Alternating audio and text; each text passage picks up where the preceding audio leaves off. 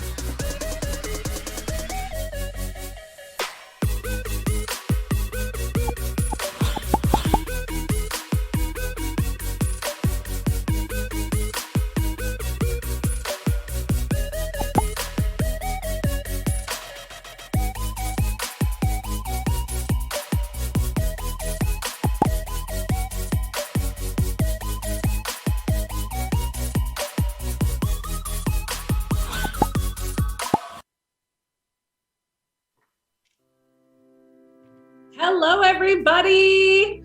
I am so excited for today. It has been a long time coming, probably forever coming. The future of money for African women is a topic that has been long needed to have and long anticipated, and we are finally here. I'm so excited. We're actually joining you live. I am hosting this event, the online version of this event, live online from Bangkok, Thailand. And the rest of the BIXI team are live on site in Lagos, where we're having an offline event. So we're doing something fairly special, a hybrid online offline event, because that's our new reality here in the metaverse. The metaverse, what's that you say?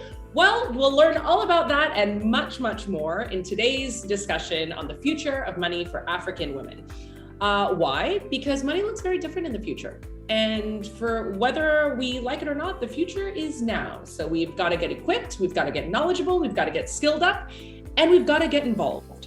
And that's what today's event is for. So before I begin, I obviously want to introduce myself. You're probably wondering, who are you? My name is Rosalie Gatau. I am the CEO and co-founder of BIXI. BIXI is a female fintech company, and we are focused on getting women to actually start their investment journey. And we're doing this by tailoring their experience to the way in which we uniquely interact with money. So what that means is we're upskilling you with the knowledge to be confident in your financial decisions. We're connecting you to a network of other women and peers who've been on this journey with you.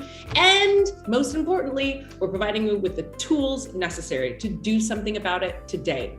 And today's event is exactly the type of toolkit that you need to get started. Today, we are going to be providing you with a lot of knowledge about what the future of finance looks like. So be prepared, brace yourselves. There's gonna be a lot of words thrown at you, a lot of buzzwords that I'm sure you've already started hearing around. So we're gonna throw those out, we're gonna explain them to you, and they're gonna be explained by female experts in the fields of finance, fintech, financial media. So you're really in the best hands today. You're learning from the archetypes, or rather the architects of the future of money for women. But beyond just the knowledge, obviously, this is an online and an offline event. So we will be connecting offline in Lagos live. There are 100 super amazing CEO level women all connecting, exchanging information about what the future of money looks like. And offline, they'll be imparting that to us here online, all of this knowledge and experience that they have. And then thirdly, as we've said in the BIXI promise, we're going to be providing you with the tools necessary to do something about your journey. So sit back, relax, listen, learn, connect with each other, connect with themselves, and that being said, and also gain the tools. But that being said, if you want to connect with each other, a little bit of housekeeping is in order. So a couple of things really important for you to start right now is you need to download the BIXI app. Why do you need to download the BIXI app? You are going to be part of the you're going to be part of the conversation online. So we're not eliminating you from the conversation happening in real life in Lagos, Nigeria. We're actually going to bring you into this conversation. So you have to download the BIXI app.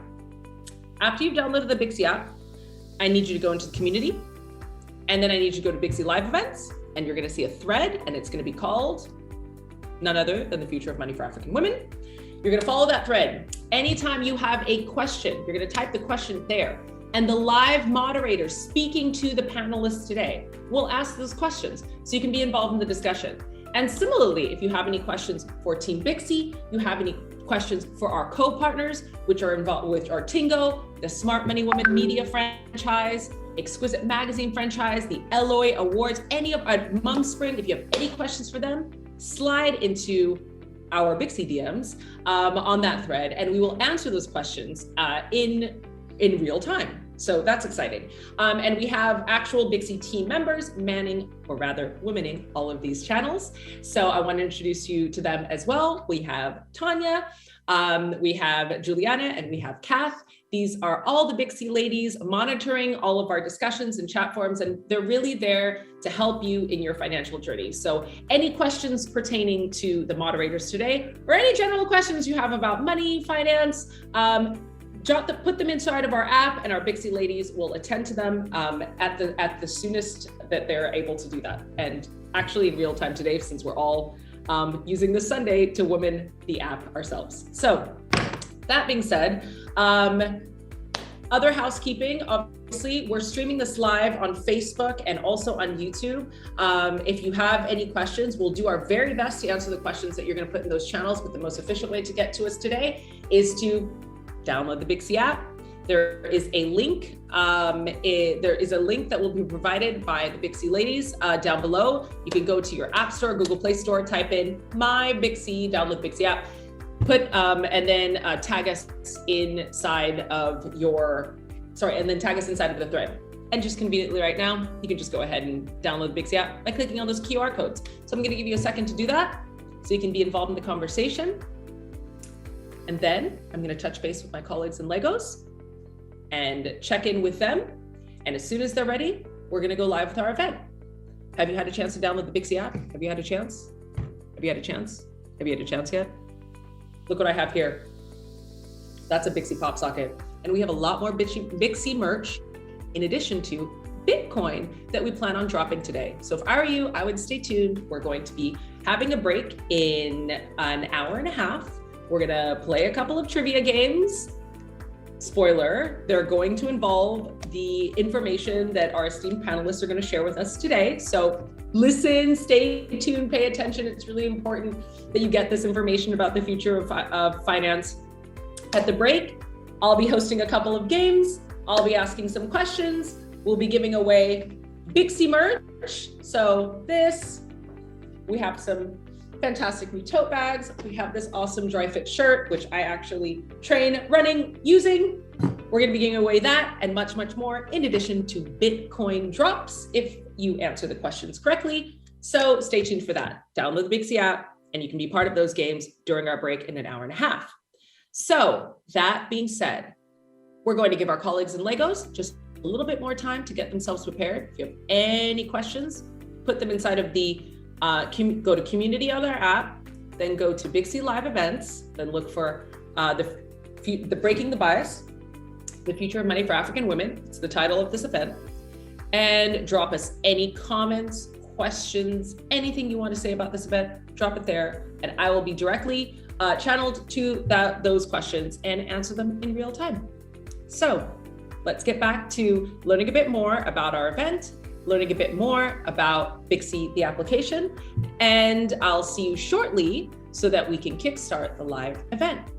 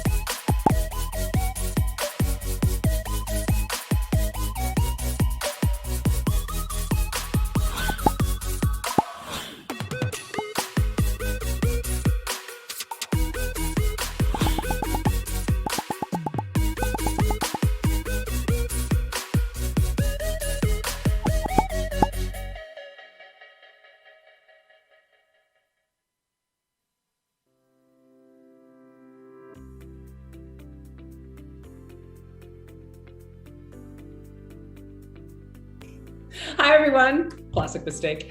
I'm so excited to welcome you all to the Future of African Women. I'm just popping in to give you a little update about our program today. We're just running a little bit behind schedule because this is a hybrid event. We're actually doing an online to offline to online event.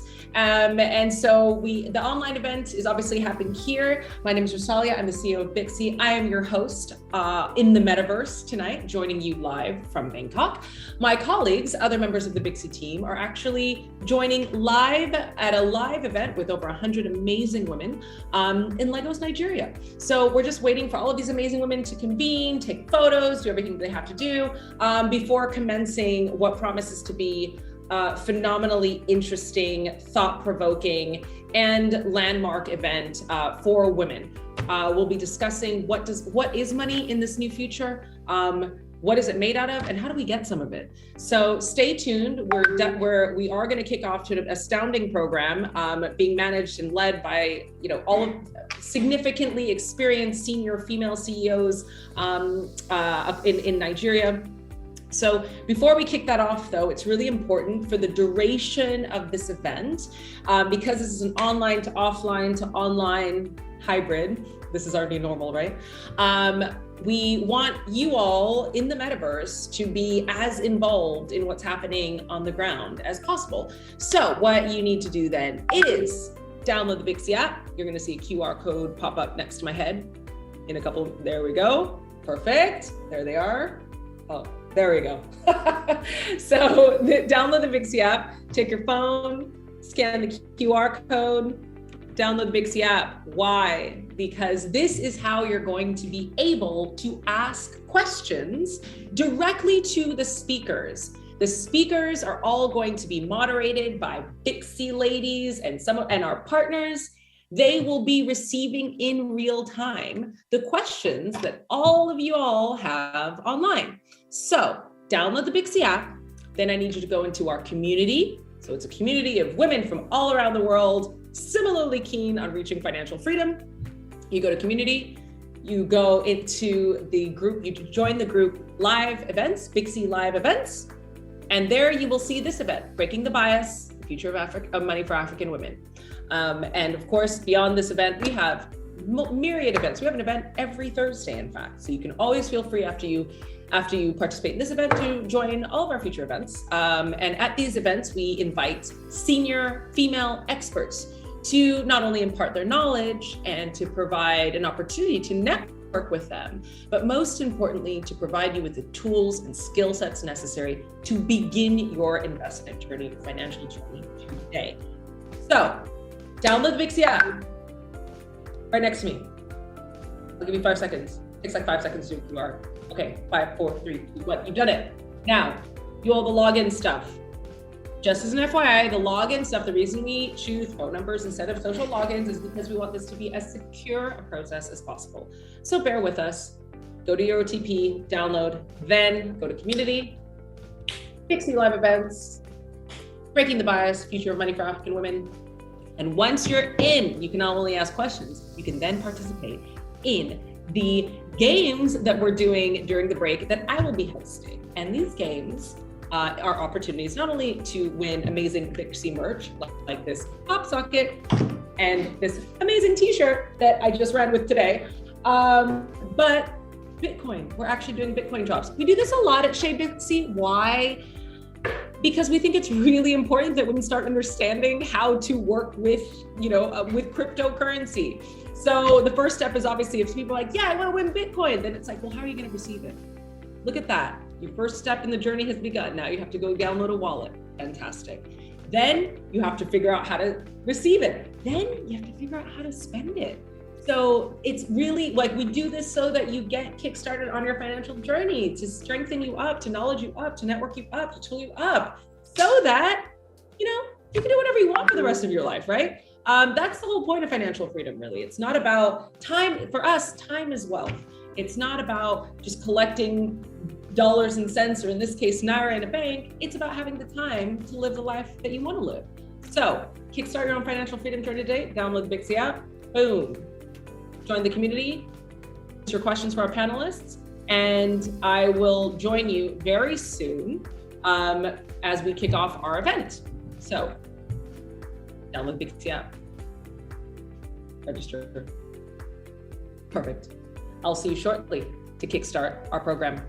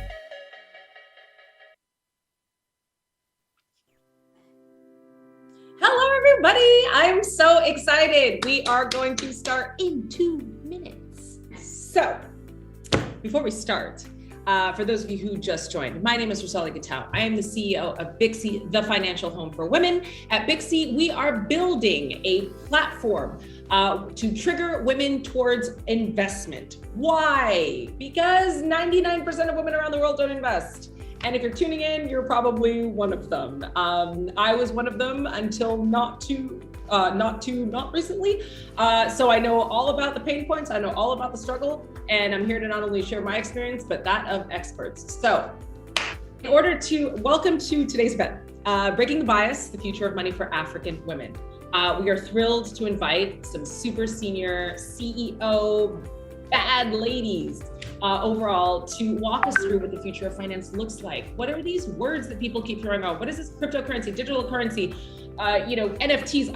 Like my brain, I don't even understand, and I'm not alone. A lot of people don't understand what's happening, but we know that the sand is shifting under us, and we need to get involved, and we need to get knowledge up, we need to get skilled up, we need to get networked in, or else we're gonna get left behind again, ladies. So that's what today's event's all about. It's about skilling you up, knowledging you up, networking you up, getting you involved, and giving you the tools necessary to do something about it. So my name is Rosalie, as I mentioned before. I am your online host, but because we're ambitious like that, we're also doing a live event straight from Legos where we'll be hosting this event. So without further ado, I am going to stream you over to this live event. But before I do that, I need you to download the Bixi app. Why? Because in order to ask questions in real time to our panelists, you need to download the Bixi app and you need to put them inside of community, inside of live events, and then inside of this event. It's called Breaking the Bias, Future of African Women. That's where we are taking questions in real time, where our panelists, moderators will actually ask our speakers in real time your questions. We want online, offline, online to all be involved, all mixed up together, because we know that not everybody can find their way to the venue in Legos, but we want everybody to feel involved and everybody to be networked in. So download the Bixi app and let's get started. So over to my colleagues in Lagos, Nigeria, tuning in live, where we will all be collectively breaking the bias and ushering in the future of African women, the future of money, rather, for African women. I wish you all a fruitful discussion.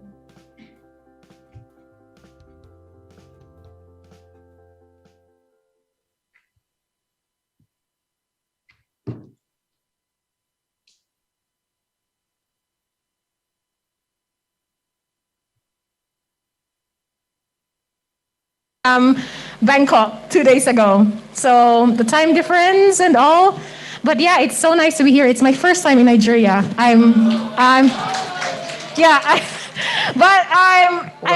also African. I'm Kenyan. I'm partly Kenyan and partly Filipino. So yeah, so far so good. How are you doing with the time difference? I'm trying to manage it. I'm usually awake at 2 a.m. So this is normal for you then? Yeah. Okay, great. Okay, how are you? I'm very well. I'm Abisola. I'm a co-founder of Agnes Health, and I'm usually in Lagos quite a bit. So yeah, this is home for me. Welcome everyone. Thank you so much for joining us. Yeah. Again, good afternoon, everyone. My name is Vil Gitao. I am the head of marketing for Bixi. So, without further ado, let us start, ladies and gentlemen. I'm seeing some gentlemen here, so let us focus on the screen to see our first video of today, the Future of African Women promo video. A new era is upon us, a time when money moves at the speed of light and is made with the swipe of a finger, where your network can become your net worth, and where the guardian of money is no longer a bank, it's you. Or is it? If you're watching this and you're a woman, you're excluded from finance to the tune of $5 trillion every year. And this investment gap, coupled with the infamous wage gap, means that we are 80% more likely than men to retire in poverty. But the power is quite literally in our hands. Join us to learn how to step boldly into the future of money. Meet top African women in finance, fintech, and DeFi. Qualify to win prizes from top fintech companies. And most importantly, get equipped with the knowledge, network, and tools to to take action in this new era of finance. The future of money for African women is upon us. Are you ready?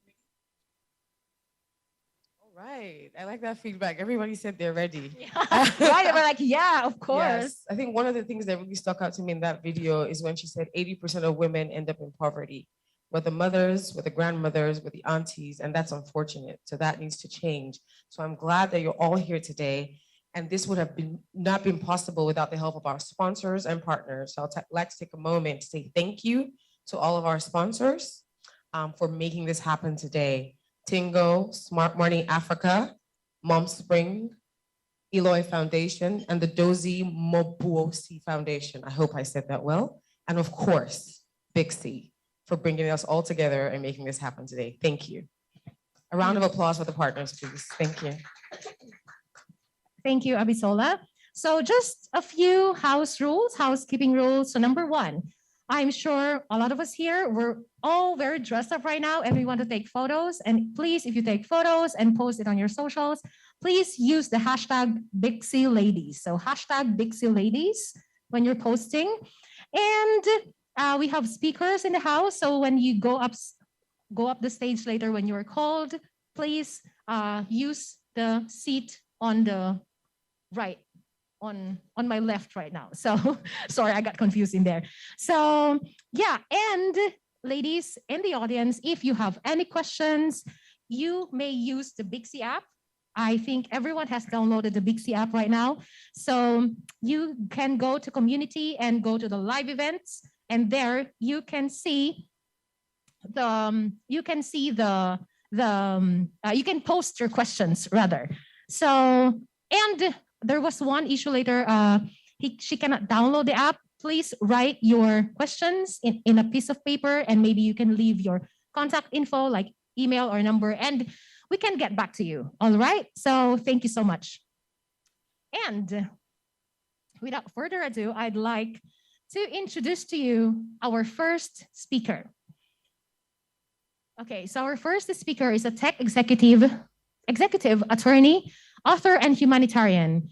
She is the CEO of BigC, an award-winning wealth generation app for women, recognized as top fintech company by the Manila Times, the Manila Bulletin, 1 Million Startups, the Financial Alliance for Women, and Women's World Banking.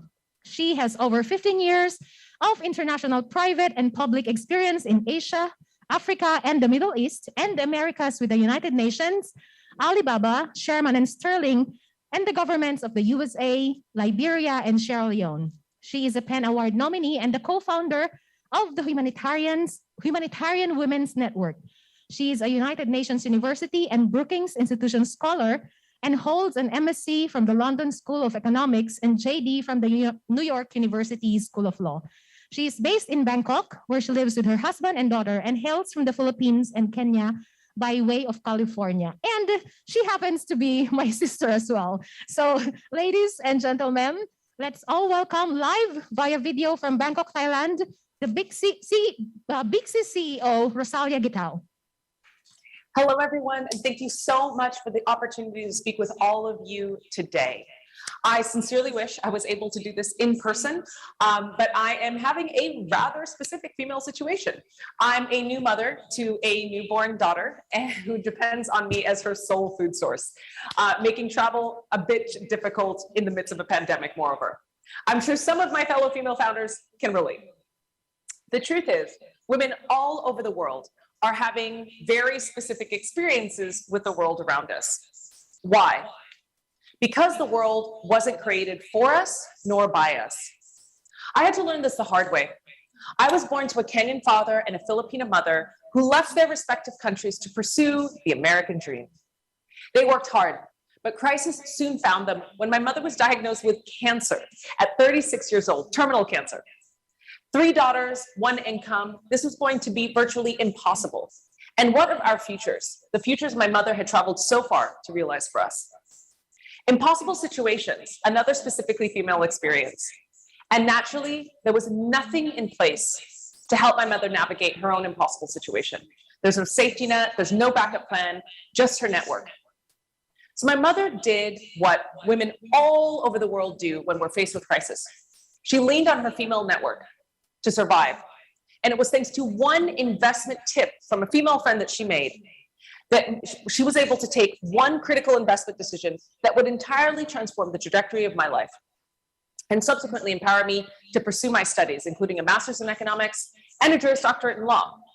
And I'll never forget my first day in constitutional law class, when my professor, he pointed at these men and said, "These are the great framers of the American Constitution." And my first thought was, these are the guys who literally came up with all of the rules for the whole country indefinitely.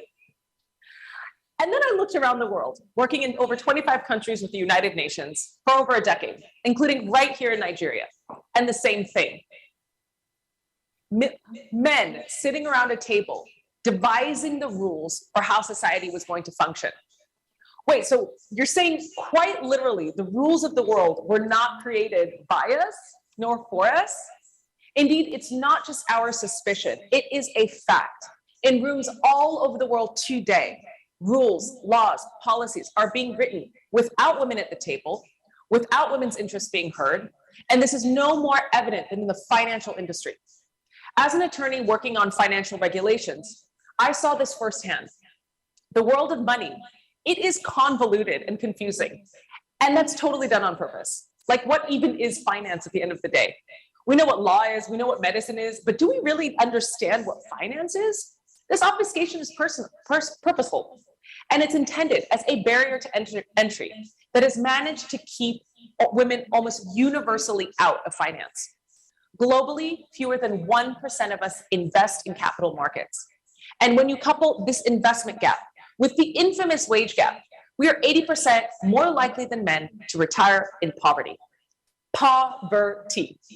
Regardless of how much education we have, how much income we have, this is a fact. And this is where I give a shout out to one of our speakers today, Arissa Ugrok, the creator of Smart Money Women, who actually illustrated this impossible situation that many of us find ourselves in her very relatable portrayal of Lagos women on her Netflix show, Smart Money Women. These ladies are educated, powerful, successful, yet struggling with money, something billions of women around the world can relate to. Something I think many women in this very room can relate to, at least at one point in our life. So to take this power back, we first have to diagnose the problem and collectively explore solutions. We have to lean on our network. And that is what we are here to discuss, the future of money for African women. Today is both a deep dive into a diagnosis and a remedy.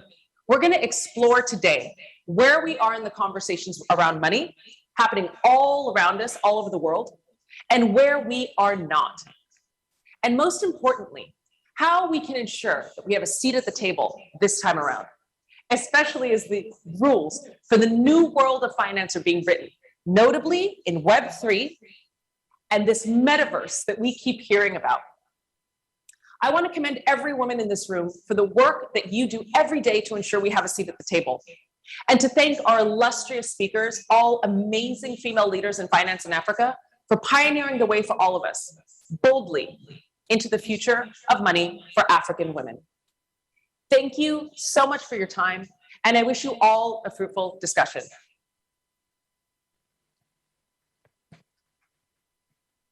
Thank you, Rosalia. That was just the perfect opening for this conversation today is where are we, where are we not, and how do we pave the way forward, especially given that money is changing.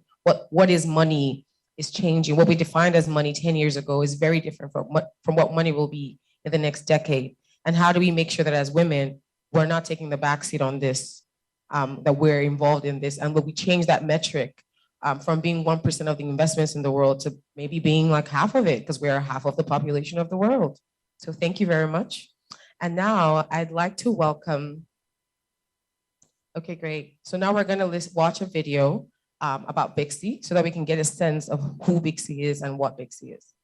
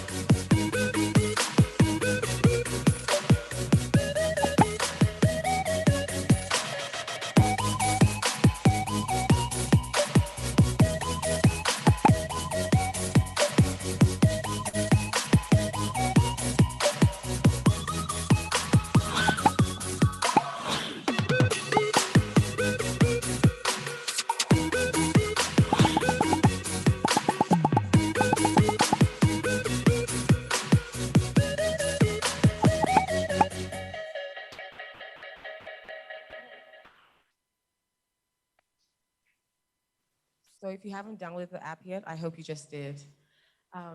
Because Bixie combines everything that connects with us women. First, knowledge, network, and tools. So we're empowered to make the right decisions about our money. Yeah. So now we're gonna have some amazing conversations.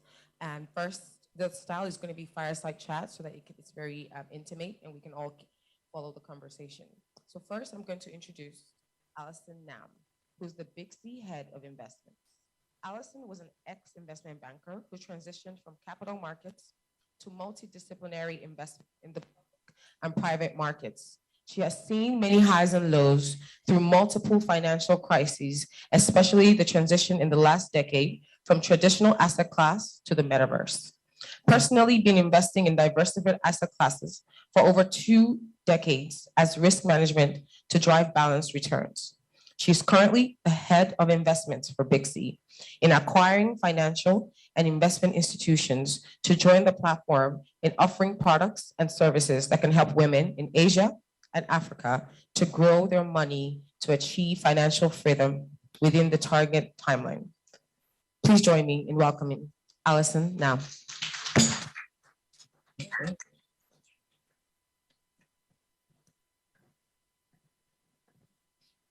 All right.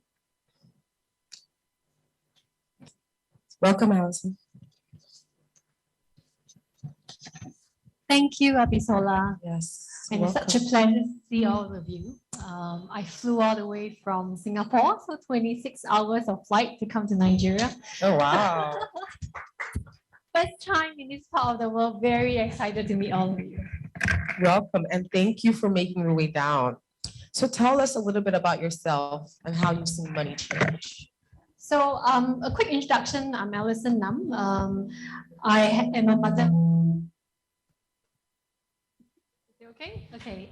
Mother of 2 boys, married for about 20 over years, and currently the head of partnership and head of investment for and co-founder of Bixie. So my journey with money started when I had my first job. When I was 23, bought the first stocks, and fortunately, I also went through the whole transition. I'm not sure, how many of you still remember the times when you were buying stocks, that's a broker that is shouting out on the trading floor. Those were the times, right? So I actually was very fortunate to be on the front seat to actually help exchanges to transition from open outcry to electronic. That's one. The other thing on my money journey is when I actually joined iBank. So I was in Singapore helping the exchange to transition, and also subsequently moving to Hong Kong to be on the trading floor, literally among 99% of men. Yeah, just trading on the markets, and that's kind of my background and my journey with money. Wow, we're in good company. So have you seen money change in the past 10 to 20 years? So to me, the money changed. Our relationship with money is the same fundamentally, no matter which generation, how many years moving forward. Money relationship to us is very much driven by 2 main factors: is fear and greed. Why we invest? The fundamental reason why we invest, because we're very worried about the future. We worry about inflation. We worry about getting into debts. That's the reason why we invest. And how we invest is the one thing that changes very frequently. So throughout these 26 years of my investment life and sitting in, as a investment banker as well as investor myself, the one thing that has changed is the how. How is traditionally when we started out, many of us having our first job, what do? You buy insurance. Then that's usually the first exposure to investment, and then moving on to stocks. But what I'm seeing now in the current generation with the millennia and the Generation Z is you go straight to crypto.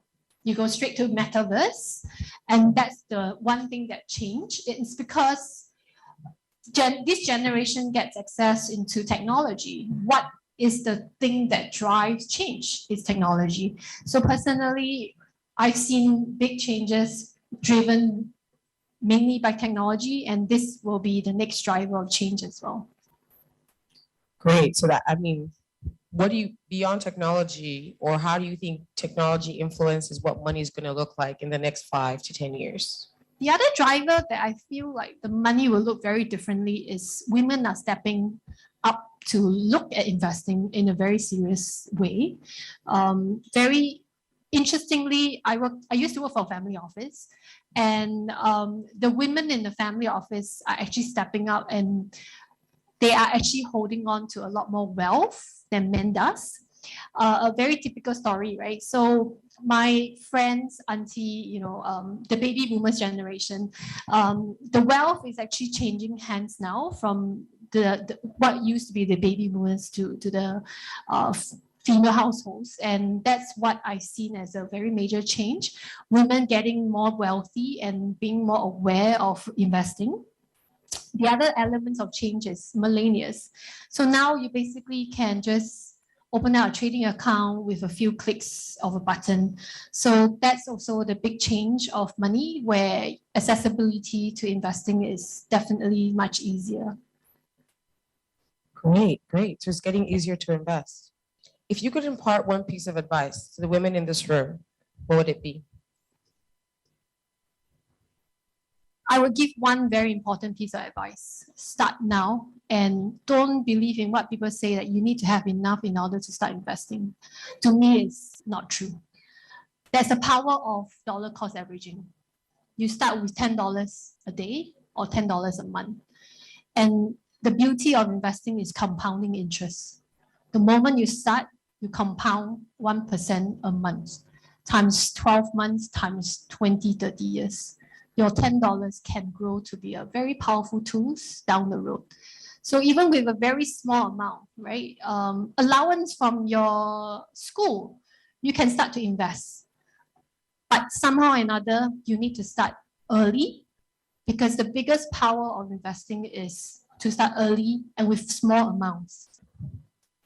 And second thing is very important, if you have kids, please tell them or teach them the power of money, right? I have 2 boys, they have to work for their allowance. I give them tasks to do. So they have to clean their rooms in order to earn a certain amount. They have to do certain homework in order to actually get their, if they want, a pencil box, a new pencil box, I need them to work for it instead of being given. So the other very key elements of money relationship is starting as a parent, as a mom, educating your kids about working for money instead of giving them the money. I think that's a very important element. The probably last, if you don't mind, one more piece of advice. It doesn't take a lot of wisdom to start investing. So all you need to do, right, is to look at small items, a bottle of water. What is the name of the company in this bottle of water? Is this company listed on the stock exchange? If everybody's drinking the same bottle of water, do you think the company is going to do well? Most of the time they will. So start very simple things. Look around you, your phone, your watch, even very small minor things. And the power of aggregation is what makes a company successful. It's not about the product is great. It's about people who are buying it. The more people buy it, the more profitable the company is. So I would advise, start small, but start small, start early, and start with the simple things and what you can see and touch. Amazing. Thank you so much. I wish we could keep going, but we have to bring up Bill, and we'll go on to the next speaker. Thank you so much, Allison. Thank you. Sound, okay. Thank you, ladies. Thank you, Allison. And to my co-host, Abisola, thank you so much for the very productive discussion. Okay, so for our next part of our program, again, ladies, I want you to look at the screen, because for the next part, we will be showing the next video about Tingo.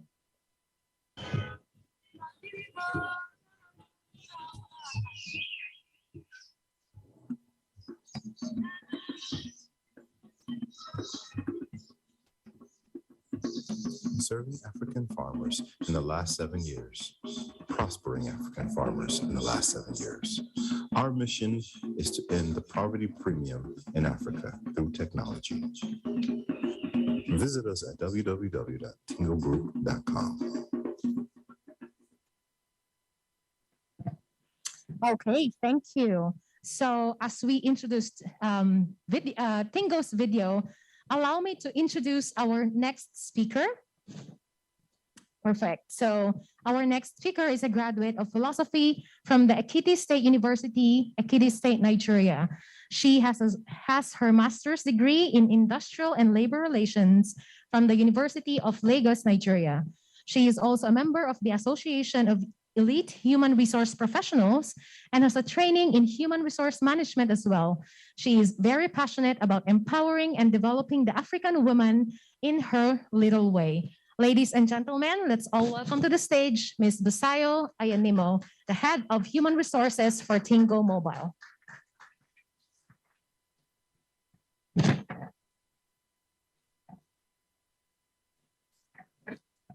Hi, Busayo. How are you doing? Okay, so do you want to open with something or I proceed with the fireside? Okay, for sure.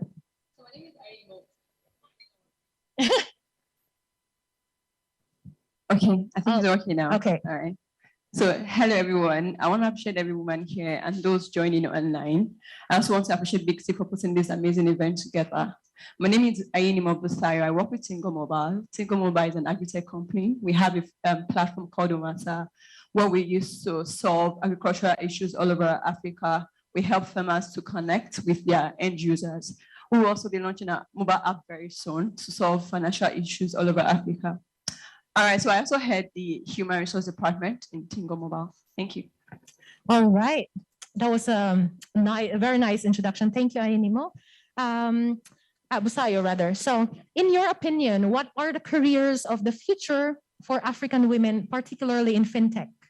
Okay, to start with, I want to say that there's no, because the bias, the old-time bias that limited women to a particular job role, job function has been broken or has been addressed. It's not part of what we are just trying to break right now. It has been addressed already. So when are the days where women were limited to roles as customer service, administrative officer, and all that, there's no role that a woman cannot do. There's no role too technical or too high or too low for a woman to do. But for this question, I'll just state some roles that women can actually look out for, or job opportunities that women can look out for. So number one, we have AI specialist, that's artificial intelligence specialist. This means that the world has changed. The world is not changing, the world has changed, right? And the world organizations are beginning to adopt AI, artificial intelligence, to provide solutions, to do things. And what's just AI? AI is adapting human intelligence in machines and using it to provide solutions. So they are looking for people who have knowledge of algorithms and frameworks, programming, to hire. Then another role is data analyst. Then data analyst for a normal business, a serious business. Data is life. It helps to project. It helps to make decisions and all that. So most organizations are looking for data analysts, and also project management. You might want to be a project manager because every company in the project needs a project manager. The other one is HR, right? Because COVID-19 opened our eyes to see that our employees or talent can be poached by anybody. So most companies are investing more on their human resource department to help them retain their staff and all that. So you might want to take up HR as a career. Yes. But I just want to say something, because the world is actually not looking for workers. The world is looking for leaders. And as women, the idea is not just for us to start working because for me, I believe there's no job such as dream job, because when you get your dream job, then what next? So I believe that once you've gotten this job, as women, the idea is not for us to just get job, get paid, and be complacent. The idea is for us to infiltrate the table that speaks, so our voice can be heard. So if I say how many of us can employ, if there's a vacancy in Tingo Mobile right now I'm just citing an example. If there is a vacancy in Tingo Mobile right now for the role of a CEO, how many women we apply? I'm sure we just have like maybe 10% of people in here that would apply. So it's our time for us to start going for bigger roles, big shots, really. There's nothing too small for us to do. Most companies right now, they're beginning to shuffle their board. They want to have equal representation of both male and female, which means that doors are beginning to open. So it's time for us to position ourselves rightly, Can everybody be CEO right now? No. Does everybody have the skill right now? No, but it's called strategic positioning. You begin to position yourself, you begin to study, acquire skills and all that. So you're not just getting the job, they're paying you thousands of dollars and you are just there. Your voice might not be heard, which is not what we are trying to attain right now, right? So it's not just for us to get a job. Let's go for the higher shot. Thank you. Okay, thank you so much. That was really nice. I really like the part when you say that, you just don't aspire to become a worker, but a leader. Yes. Yeah, that's really nice. So, okay, I'm coming from that. From the front lines of HR, what are you seeing from female candidates? Okay. Female candidates in this sense, I'm going to address female candidates from the point of employees and those still seeking for jobs. So I want to say female candidates are smart, they're intelligent, they're willing to take up more, we're willing to go extra mile to produce results. However, I just want to point out some things that we need to work more on as female candidates, right? We need to learn how to negotiate better. I want to put it to us here that you are worth the investment of your employer, yes. And that's why you need to invest in yourself, so that you need to invest in yourself more for you to be worth the investment of others. So that means that if you get to the negotiation table, you need to bring out your price. Let them hear. Don't be scared to say, okay, this is what I'm scared. What if, forget it, what if, just say your price. So women need to learn how to negotiate more. Another thing is women need to learn how to ask more questions. I asked a friend of mine who was also a HR professional that, okay, in their office, if during appraisal period, if people are not promoted, let's say after promotion, how many people actually come to revolt or ask questions? And according to her, she was like, maybe 10% of people, or maybe 2 or 3% of people that comes back to ask questions are just women. Others are guys, which means that we just take everything as it comes. No, it shouldn't be like that. Women need to ask questions. It's not about you fighting or being a rebel, but you can ask questions. Why wasn't I promoted? I did this thing, I did that thing. Then the third thing is learn how to boast about your achievement. The world has a way of just giving you reasons why you are not qualified, or you're not qualified for what you've achieved. They just make you feel, okay, it's because you are rich, that's why you were able to write that book. It's because your marriage is working well, that's why you were able to do this thing and all that. Yeah, but I did it anyways, right? So we should learn how to stand up to achievement and own it. Yes, I did it. I can do this. I can do this. I built this thing. I can build this thing. We need to learn how to be vocal about our achievement more. Then the last thing, sorry. It's okay, go on. Okay. So the last thing is, most women, sometimes for reasons beyond human control, sometimes we may go on break from work, from career, maybe for family reasons. We have women who have special children and been in and out of hospital. So sometimes just take a break from work. Most women like that, they find it very hard to come back when they're ready. And even when they're coming back, they find it very hard to go for things that they're actually capable of. They just want to, okay, let me just look for what is available, and they just take any form of job that comes their way, despite the fact that they can actually do more. The fact that you've gone on break to give birth to children, or you've taken a break to take care of your family, doesn't make you less of who you are as an employee or as a female candidate, right? So if you've taken a break and you are coming back, don't go for anything lesser than what you can offer. The space is not... The space shouldn't work against your strength or your value. You have values to offer. Go for the big things. You can also ask questions, and in the process, ask questions, go for trainings just to be on point to do what you're able to do, right? But don't shy away from the things, from the level or from the positions that you can attain because you've been on break for a while. Yeah. Wow. I just want to echo 2 things that you mentioned, and I think I have to, the first one, I think I have to do that more, like to boost or to mention about your achievements more. I grew up in Asia and we are those people, we don't say things, right? Allison we just work and we don't like, I did this and that. It's not very acceptable, but like you said, sometimes you just have to, say the truth that this is what I did. This is what I achieved.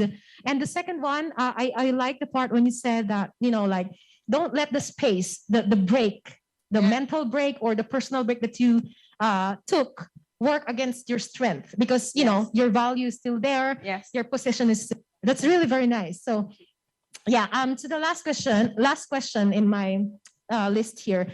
I know that you've already mentioned about some tips, but what are some suggestions that you can, say right now on how we can improve or optimize ourselves as female talent to prepare us for careers of the future? Okay. 3 things. Number 1, visibility. You have to be visible. I know there's a way they just make people to feel, okay, visibility is not showing off. Visibility is not you trying to do too much. It's connecting to people, coming out there for people to see you. We have people who can do so much, but the only people who knows what they can do are people within the organization.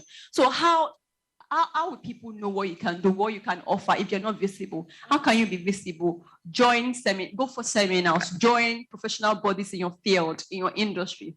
Come on, let people know what you can do, be visible. The second thing is your skill. For you to be visible, you have to know what you're doing. For you to sit on the table that makes decisions, for you to be a culture shaper, you have to know what you're doing. You have to hone your skill. So build your skill is actually very important. Know what you're doing, go for courses. I know sometimes one of the major reasons why women don't like, maybe I don't want to say women, but one of the major reasons why we don't like going for maybe writing exams and all that, because what if I fail? Because I know there are so many things pulling us back, children, family, mental health, and all that pulling us back. What if I fail? Just register for the exam. If you fail, you pay money again and do it again. By the time you use your salary to pay for exam 2 times, you pass. Right? So do it again. Go for courses. Keep doing it. Keep building your skill. It's very, very important you build your skill. I had the necessary skill needed for you to. And when people hear about skill, people just think technical skill. Yes, as HR professional, of course, I should build my technical skill. I should write HRCI exams, do all the professional exams. But my technical skill can just help me. Like I said earlier, we're not just looking for workers, but leaders.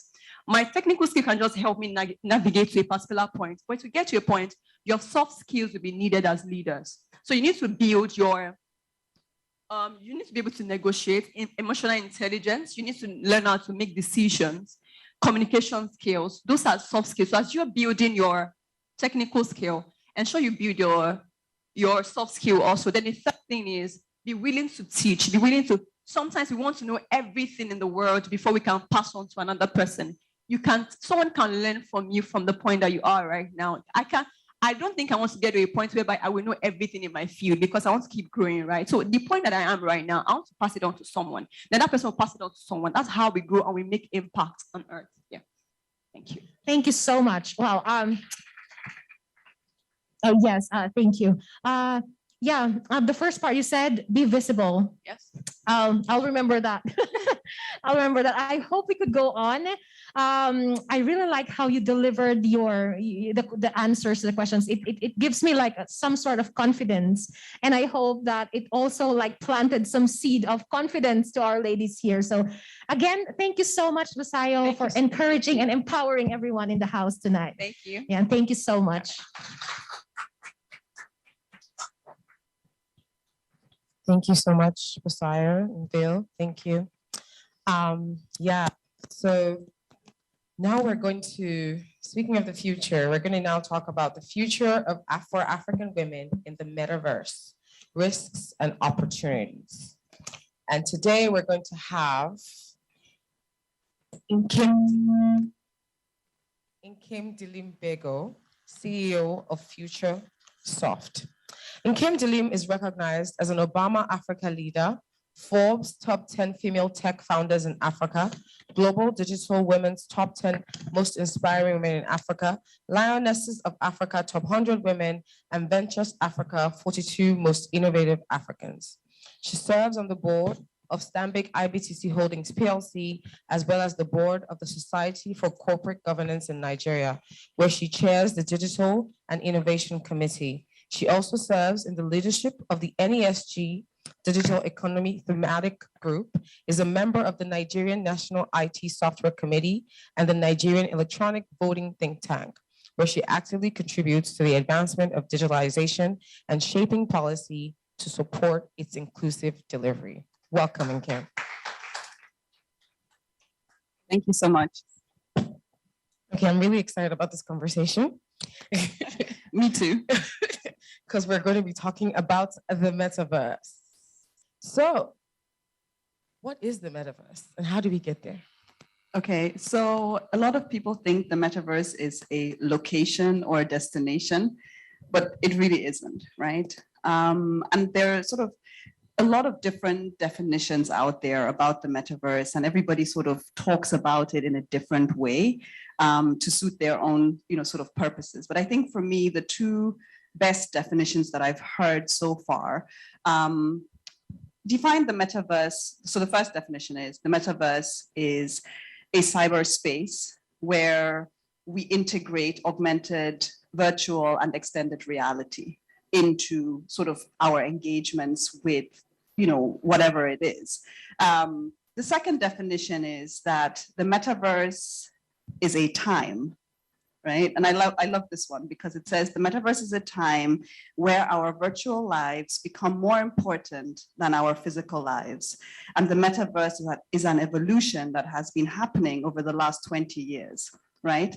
So for me, that is probably the combination of those two is probably the most apt definition of the metaverse, because the metaverse gets defined and sort of brought into existence in so many different formats and so many different ways. And there's so many different ways to engage and interact with the metaverse, right? So to the question, how do we get there? I think we get there by engaging with digital experiences, right? So whether we're, maybe in love with games and we play Roblox or Minecraft, or our children do, right? That is engaging with the metaverse. Alison spoke about trading crypto, right? That's a way of engaging with the metaverse. Buying furniture now and using augmented reality to sort of see how do pieces fit into your home, that is engaging with the metaverse, right? Minting an NFT or purchasing and trading NFTs, that is engaging with the metaverse. Being involved in DeFi, which is decentralized finance, right, is a way of engaging with the metaverse. Building solutions around AI or AR, VR, so augmented reality, virtual reality, or XR, which is extended reality, that is a way of engaging with the metaverse. So there's no one, sort of thing that gets us there. I think most of our engagements are going towards that space or time continuum that is the metaverse. It almost sounds like some kind of, I don't even want to say universe, but an alternate universe of things, because it's not one thing. Wow. Yeah, and Okay. I think it's, like I said in the second definition, right? It's where our virtual lives become more important than our physical lives, right? And you see this already happening with many things, right? Because if you think about many people work from home, right? That is virtual life. You're not engaging in the physical, right? But you're in meetings from 8 a.m. till 5 p.m. or 6 p.m. or whatever. Some people 11 p.m. And that you are engaging on a virtual level, right? Which means that you're in the metaverse, and these engagements keep getting enhanced, right? So if you think about the changes that have been made in Zoom or Teams with the different backgrounds, and now the backgrounds are animated and there are things floating around on like Google Chat, for example, right? Those are things that take you into that, sort of space. Wow. So what are the opportunities in the metaverse for African women? I think there are really, really many opportunities for African women in the metaverse. And I think they're all founded in having the right type of knowledge and access, right? So all of these things can be happening without you having any clue at all, right? You hear about, people are trading crypto, you hear about NFTs, you hear about all these different things, and you're like, what is that, right? And you're just confused by all these new terms that people are throwing around. And I love what Busayo said. Busayo said that you need to continue to acquire skills, right? So for me, the biggest opportunity is an opportunity to learn. The second thing Busayo said is that you can also teach, right? So whatever you learn, you can teach and pass on to other women, right? And what you will realize is that no matter how small the knowledge is that you have, you will always have something that you can pass on to a person with zero knowledge, right? I think the metaverse is a really great opportunity for creators, right? So if you are any kind of creator, whether you write, whether you are an artist, whether you are a coder, right? As long as you can build something, design something, or create something, there's a space for you in that metaverse, right? Because content and platforms become, and experiences that those content and platforms create become more and more important as you engage, right? And what we're also seeing is that digital marketing is completely evolving and really going into the metaverse, right? And for me, I think this is one of the most exciting things where you see brands sort of starting to create very unique experiences that are based on NFTs or that are based on, you know, augmented reality or virtual reality, where you have stores like H&M creating virtual shopping experiences, and you are basically in the store and you can put things on you to see how it looks. You have people like Gary Vee, who created an exclusive members club called the Flyfish Club. He launched the Flyfish Club on OpenSeas as NFTs, right? So you could buy the membership using NFTs, and he made $11 million in 20 minutes, right? That is only the primary sale of the membership, right? And most people that bought that membership didn't buy the membership to keep, they bought the membership to sell in the secondary market. And when you look at how those tokens appreciated, right, they doubled within 20 minutes of time. So if you had $10,000, or you could source $10,000 from all your friends, right? And you were able to buy that token, you would have sold it for $20,000 and everybody would have doubled their money in 20 minutes, right? Now, this is not to say that the metaverse is full of fast money, but there are those type of opportunities. But those type of opportunities are only open to the people who have the knowledge and who have access to that knowledge, right? So it's really important to start learning, right? And start positioning yourself for, you know, sort of those jobs of the future, and making sure that you also really understand the underlying possibilities and opportunities that this new world creates, because there's so much, right? And you have to be very deliberate in learning new things. So my tip would be to dedicate 30 minutes every day to learning about the metaverse and all of these different things that I've talked about, because that way, over a period of 365 days, you would have dedicated 21 8.5-hour working days on learning about the metaverse. So it's really about being intentional, and you know, that's how you will unlock the opportunities that are out there for us. Wow, thanks for that insight. Yeah, I'm going to add that to my schedule every day now. And then, so what are the risks to African women in the metaverse? What should we watch out for? Okay, I mean, the risk, just like anything else that you engage with, is lack of knowledge, right? So as they say, DYOR, do your own research. You will, if you join any kind of crypto group or NFT group, you will keep seeing DYOR and you're like, what is that? And it's do your own research, right? So any opportunity that sounds too good probably is, right? Anything that tells you 100x your investment, no, doesn't exist in real life, doesn't exist in the metaverse either, right? And are there people who have made $5 million overnight pretty much? Yes, but the content that they've created is the foundation of that, right? So there's a guy who took pictures of himself. He took selfies of himself every day for 5 years. Then he minted them and sold them as an NFT collection. And he made, I don't know, over $5 million, right? Within 24 hours. But that's not 24 hours that he made that money. He made that money in 5 years, right? So you have to really put things into perspective when you're thinking about what these opportunities are and what the risks are as well. I think also financial loss is one of the biggest risks, right? So be clear in what are you putting your money in, right? So the same way that if you buy a stock, right, your stock can go up and down. Crypto is even more volatile. So if you're buying crypto, just be sure that you actually understand what you're buying, right? You'll hear about oh, Elon Musk tweeted about Dogecoin, and then you're like, yes, I should buy Dogecoin, and then Doge takes a nosedive, and you're like, oh my God, I've lost all my money, right? So a way to sort of mitigate against that, you know, and what I always tell everyone who is new to this, put money in that and that you're okay with losing, right? So at the beginning of last year, I was like, okay, I want to start actually trading crypto. So I put money in, and, you know, someone said, oh, but, you know, like, what happens if you lose the money? And I said, look, this is play money to me, and it's learning money to me. So this money is my education, right? And I think it was Alison Obusaya that talked about investing in yourself, right? In order for others to find you worthy of, it was Busaya, to find you worthy of being invested in, right?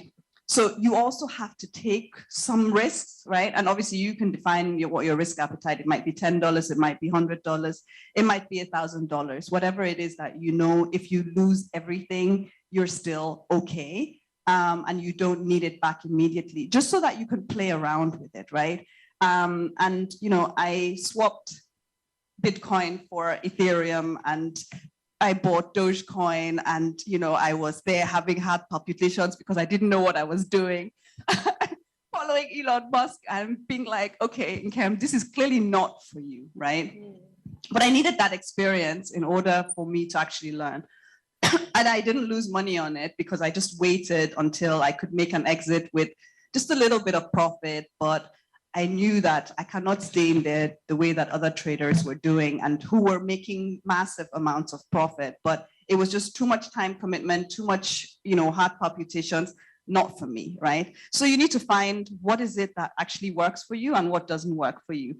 And then also understanding what do you need to do to protect your data, right?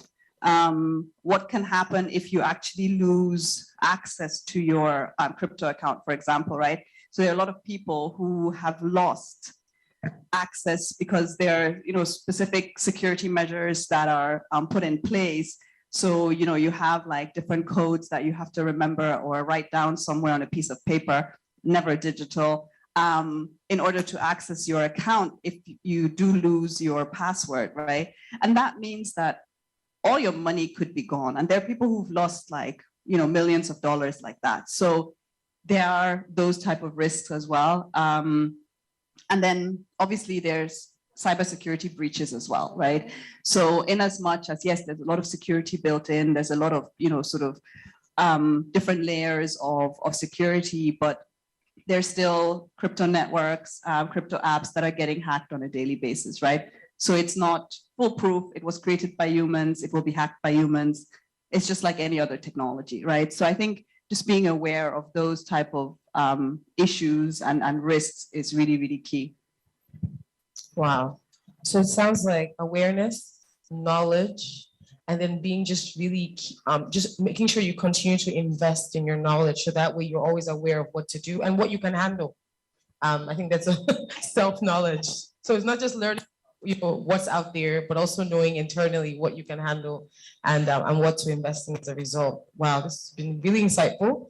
I would like to keep going because I want to dig into this metaverse, but we do have more speakers. But thank you so much for your time, Nkem. Thank you. Thank you.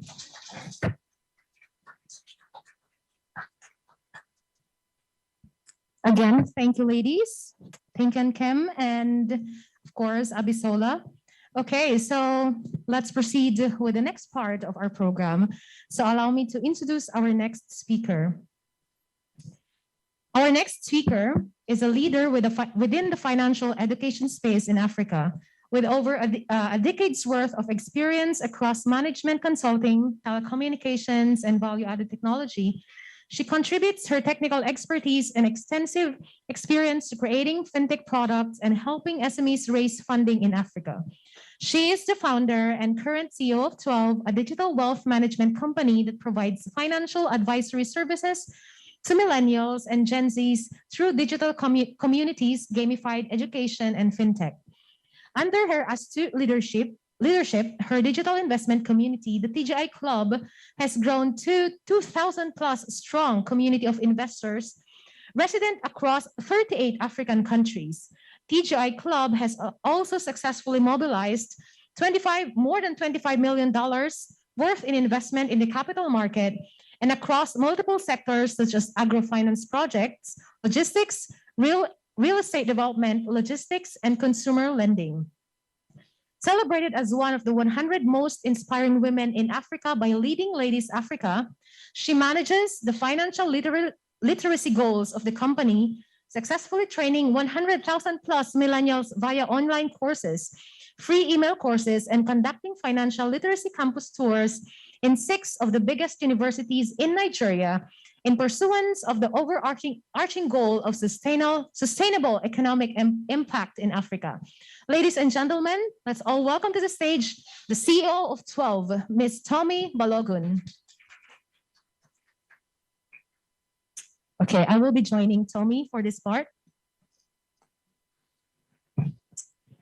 Good afternoon, Tomi. Good How are you? afternoon. Thank you. I'm very well, thank you. How are you? I'm good. You want to say something before I start with my questions? Let's go ahead. I think you've already done the introductions. Let's go ahead with questions. So, all right. So today you will be talking to the ladies about building a portfolio for the future. So my first question would be, what constitutes a sound portfolio and what should the investor expect like overall? All right. Thank you, everyone. I think that's an interesting question because if you think about it, what exactly is an investment portfolio to start with, right? An investment portfolio is simply a group of asset classes that you own. That's what an investment portfolio is. Now, when you consider the types of asset classes that there are, you have multiples. You have stocks, you have bonds, commercial papers, real estate, and of course, crypto, now the digital money and the new money that we are speaking about more these days. So in terms of what constitutes a sound investment portfolio, it starts basically with your goals, right? What are you building an investment portfolio for? What do you want this investment portfolio to achieve for you? It's not about just simply trying to model what somebody else is building or modeling what somebody else has decided is a sound investment portfolio for them. So for instance, you have growth portfolios, you have income portfolios, you have value portfolios. So with a growth portfolio, I'll be focused on basically just increasing the value of my portfolio, say from 100,000 to 200,000 in say 5 years or 2-3 years. So that's basically a growth portfolio. With an income portfolio, I'll be focused on earning additional streams of income, right? Because I need an additional stream of income. With a value portfolio, we're simply focused on buying up asset classes at cheap prices or when there's a market deep or dive and watching that grow in value. So all of these different types of portfolios can be sound. You can also have a mix of a growth and an income portfolio in different ways. So I'll get more into that when you ask more questions, but typically a sound investment portfolio is determined by your goals. What is the specific objective that you're trying to achieve? And that is what will determine how sound your investment portfolio is.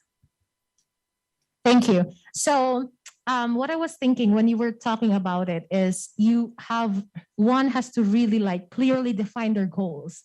And, I just encountered that later in life, despite, being working for so many years already, because to be honest, something like this is not really taught in schools. So I'm really glad for these opportunities that's happening right now. So now that when I started looking into that, then I realized, hey, I really have to define goals. So now I have some short-term goals and long-term goals, and definitely they help me in shaping what I need to invest on, something like that. So next question. So how did you start your own portfolio, and do you have a unique approach to it? Yeah, so I think that's what's interesting to tell a story, because if I said that I always had this all figured out from the beginning, that would be a big lie. I think that with every step, with every year, I've learned to learn more, and I've learned to take active steps and be more deliberate and intentional in building an investment portfolio. Now, one of the uniform things that every speaker here has told you about is you always have to keep learning. You always have to keep acquiring knowledge. And that is very true, even when building your investment portfolio. So how did I get started? As a college student, I think it was about the time that a lot of banks were capitalizing in Nigeria. And I thought, okay, I wanted to own stocks. And I remember reaching out to 1 or 2 uncles to say that, okay, I'd like to own stocks in this bank. And they were nice enough to give me the money because honestly, I didn't have the money myself. But I think what was important was I was aware of the opportunity, right? I knew enough to know that I wanted the stocks, and I reached out for help. And, I tried to broker a deal that I will pay them back. But of course, I never did. But I was glad that I got the money and I got to own stocks. And I still own the stocks today. And that started me on that journey to building an investment portfolio. And this is one mistake a lot of people make. We think that once you just invest in something or a particular asset class, you actually have a portfolio. You don't. A portfolio is a group of asset classes that requires diversification because every asset class reacts to market indicators in different ways. And as we've seen in the global economy, the last 2 years has shown that you have to have a specific diversity in your investment portfolio to be able to just navigate everything that comes through at you, inflation, the COVID-19 and the pandemic that happened, hike in interest rates, hike in food prices, so many things happening, right? So with that step, I started to grow. And honestly, I wouldn't say that was it. I started to work. And I think it was up on the time that I was going to do my MBA. I was going to do my MBA and I saw my MBA fees and you begin to ask yourself like, oh, wow, I've been working for about 5 years. Where did all the money go? Right. So it was time to get better with money. And right after my MBA, I decided to start an investment club. For me, it was personal because I wanted to be more accountable to people. I knew that while I had been earning good income, I had simply been spending the money, not saving, not budgeting. And, that's one thing that we also find. A lot of us are quite educated, but it's not like we're actually taking the steps to save and invest, even though we have the income flowing in. And that started me on the journey to knowing what exactly investing or building an investment portfolio is. With my investment club, we would come together and discuss and talk about the stock market, talk about investing in businesses, talk about investing in fixed income opportunities. I started to learn about bonds, Euro bonds, commercial papers. I started to navigate the Nigerian stock market, US stock market, real estate.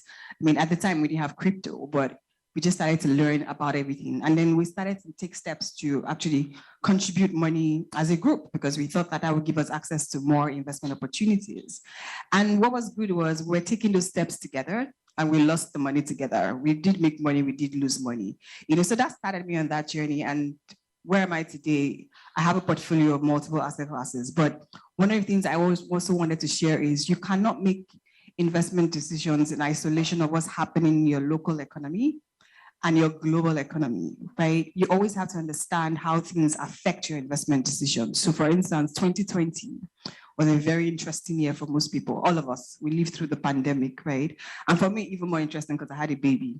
But I think what was interesting was we saw markets dive, the global markets, everything just, dived, everything was in the red. And at that time, most people were just scrambling to take their money out.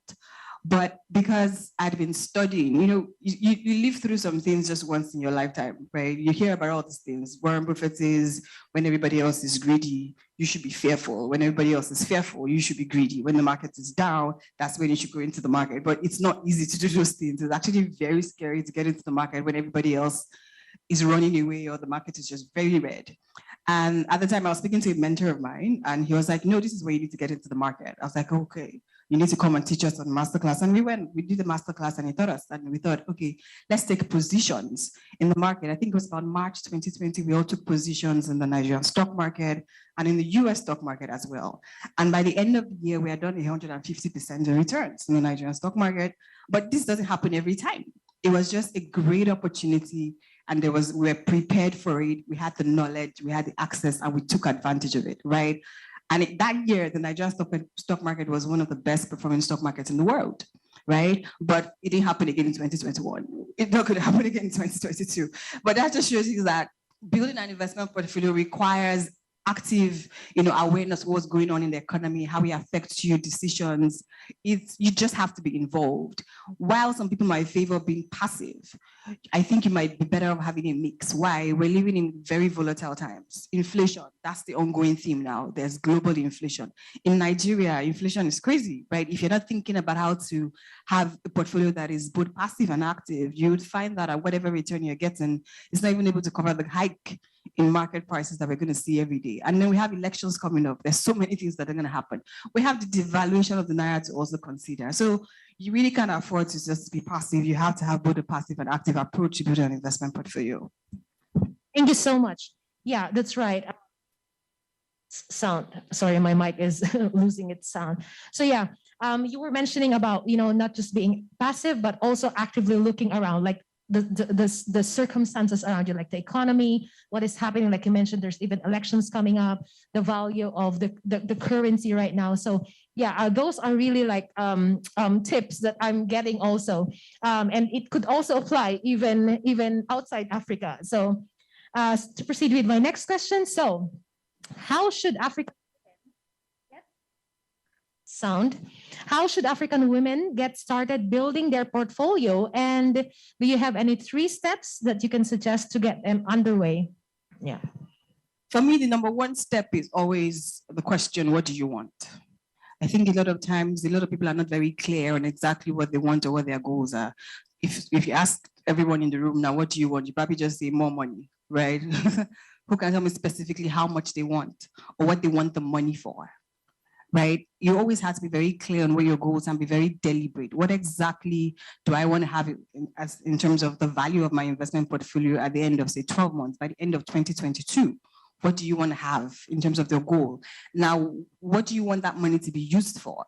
Exactly, because that will also help. Because remember that an investment portfolio is working for you and helping you achieve your goals. And one thing I always say is money is a tool. It's not the end in itself, it's a means to an end.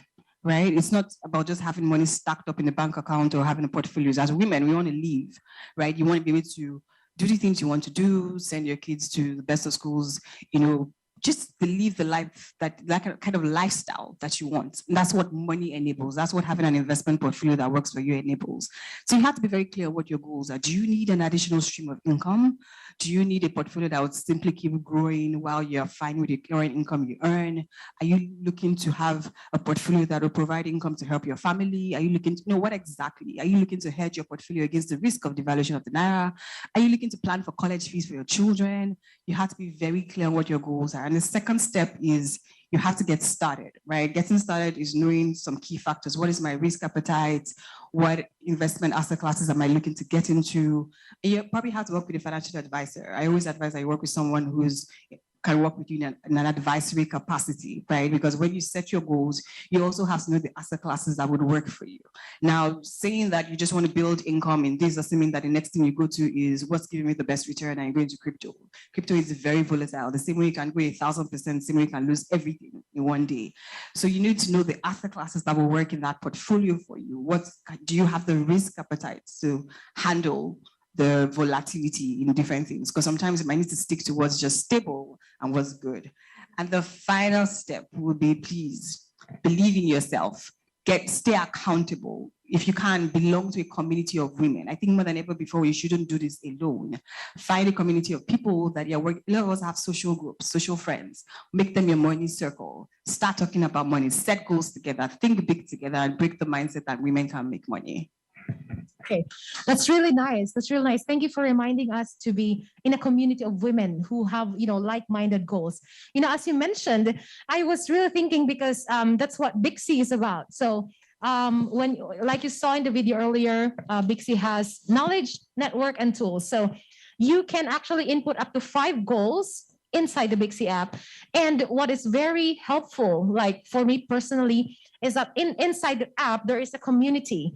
So we can talk about anything about investments, insurance, anything about like savings. And these channels have elicited a lot of comments from like-minded women who are actually into savings, into investments. So I hope, like you mentioned earlier, it's really good to be in a community of women who have the same goals, similar, not same, but similar goals of developing themselves, improving themselves financially. So thank you so much. I hope we could go on, but yeah, thank you so much, Tommy, for gracing us this afternoon. Another round of applause, please, for Tommy.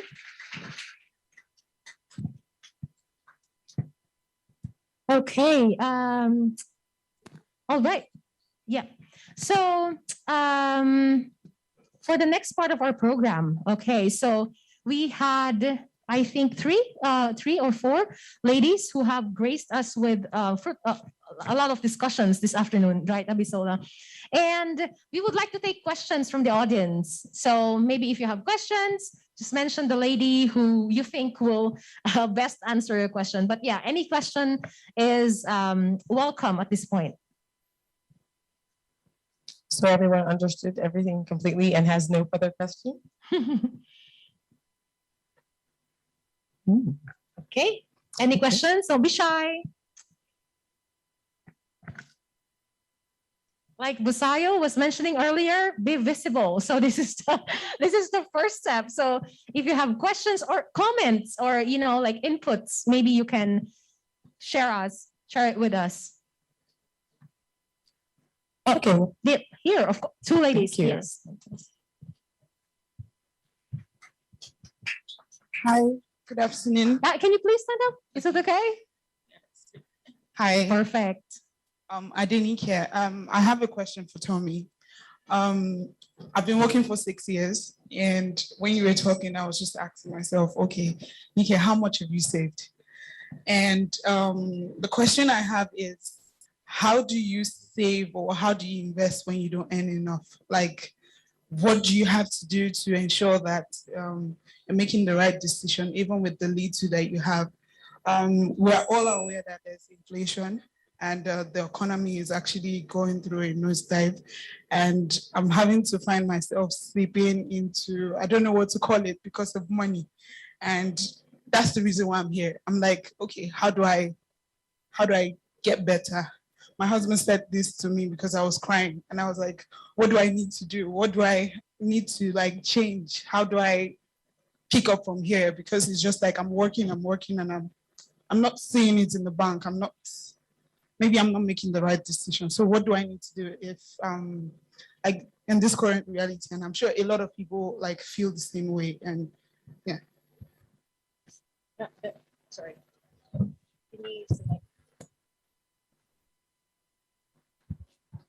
All right, thank you. Your name again? Thanks, get that. Adenike. That's a great question, and I know exactly how you feel. I've been in that position before as well.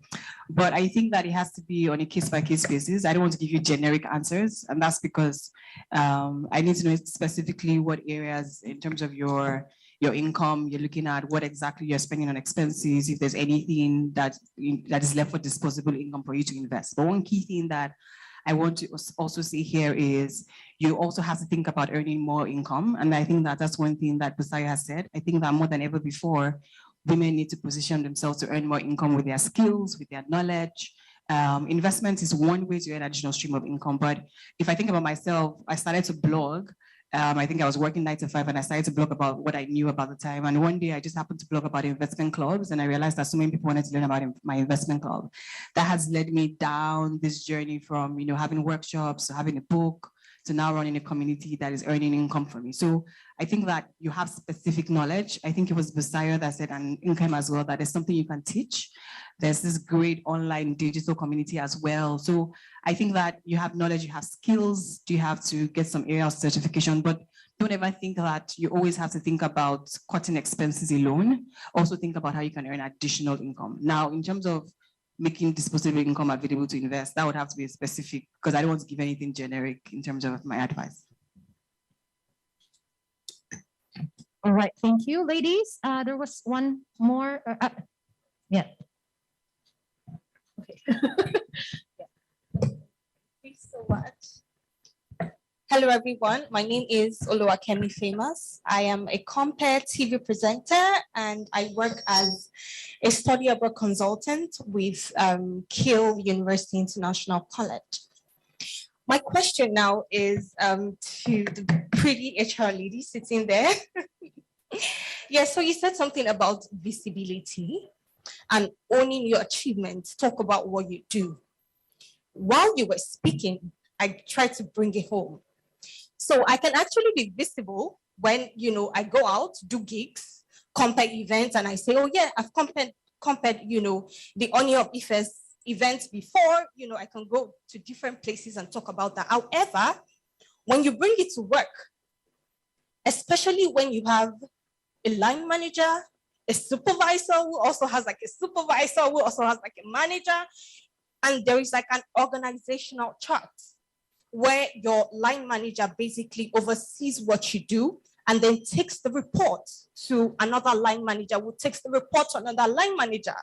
How can you be visible? How can you own your work in that kind of organization as a woman and not feel like, they're just going past you and then someone is owning your work and all the accolades goes to that person.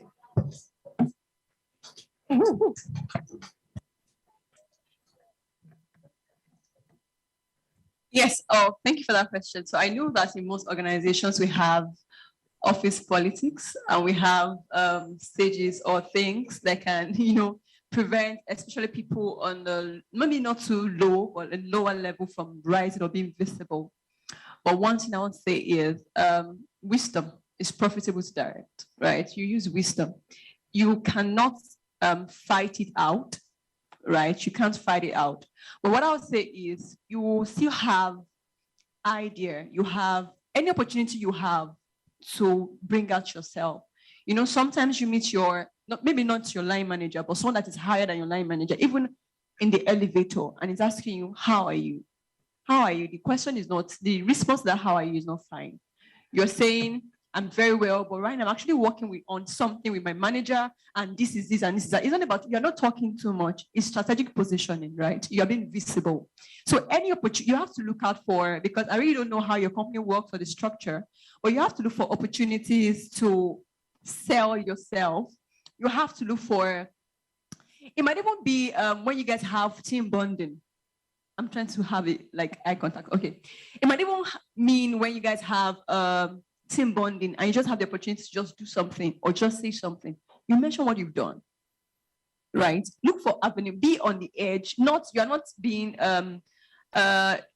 too forward or be too desperate, because it's your work, right? And people need to know what you're doing. So you need to be on the edge and look for opportunities to just say, this is what I'm doing here. My boss is not allowing me to shine. I want you people to see what I'm doing. So look for opportunities, look for avenue to sell, to make yourself visible for people to see that you are the one actually doing it. You don't have to talk down or play down or downplay the role of your manager or speak ill of your manager. No, don't do that. But speak about your work. That my manager and I we've been working on this. Actually told my manager about this idea. Then look for independent idea that can actually, there's no how the organization we want to initiate it or execute it. You have to refer to the owner of that idea for it to be executed, right? I hope I just wanted to add to that. So I think building your personal brand is really important, right? And as an employee, you do this within the workspace and also outside the workspace, right? So I think Busayo has already told you how to do it within the workspace, right? So networking within your workspace is key. Putting your hand up for things that no one else wants to do is key, because that creates visibility, because everybody will say, oh, that's this lady who did this, right? Oh, she's the one that volunteered to work on Saturday. Oh, she's the one, and you get more work. But guess what? More work gives you more opportunities gives you room for promotion, more visibility, and so on, right? But when it comes to building your brand outside of the workplace, that is entirely on you, right? And when people Google me, they're like, oh my God, you've done all of these things, right? And yes, I have. However, it is because they're documented that you can see them and that you will know them, right? And these things are the ones that have opened doors for me. There are things that I've, an award that I've gotten, and that award 5 years later allowed me to get access to a conference that I would have never had access to, right? So it is about creating visibility for yourself. So you could write a blog about things that you do, right? Whether it's about your comparing business or whether it is about the stuff that you do at work. So if your work, for example, focuses on human capacity development, write about human capacity development, right? Write about the nuances of how that applies on the African continent. Start becoming a thought leader, right? Start sharing that. Create that content on LinkedIn and build your network on LinkedIn, right? Because LinkedIn is the biggest sort of untapped opportunity for young professionals. And in my company, I force everyone who joins to go on LinkedIn. And they're always like, but this LinkedIn is very dry, it's very boring. And I'm like, no, you're going to use the LinkedIn Executive Playbook and make your profile an all-star profile. When your profile is an all-star profile, you're going to start creating content on LinkedIn. When you start creating content on LinkedIn, if within 2 months you don't have opportunities that are opportunities for outside of work, like speaking engagements or people commending your work or people giving you, additional work that you can do outside of work, then leave LinkedIn. But the truth is that LinkedIn has the highest organic reach that any social media platform has, right? LinkedIn is a place where you can meet anyone, right? It's not limited to, oh, I know these 5 people, right? And the beauty of it is that if I post, so like for example, this event, right?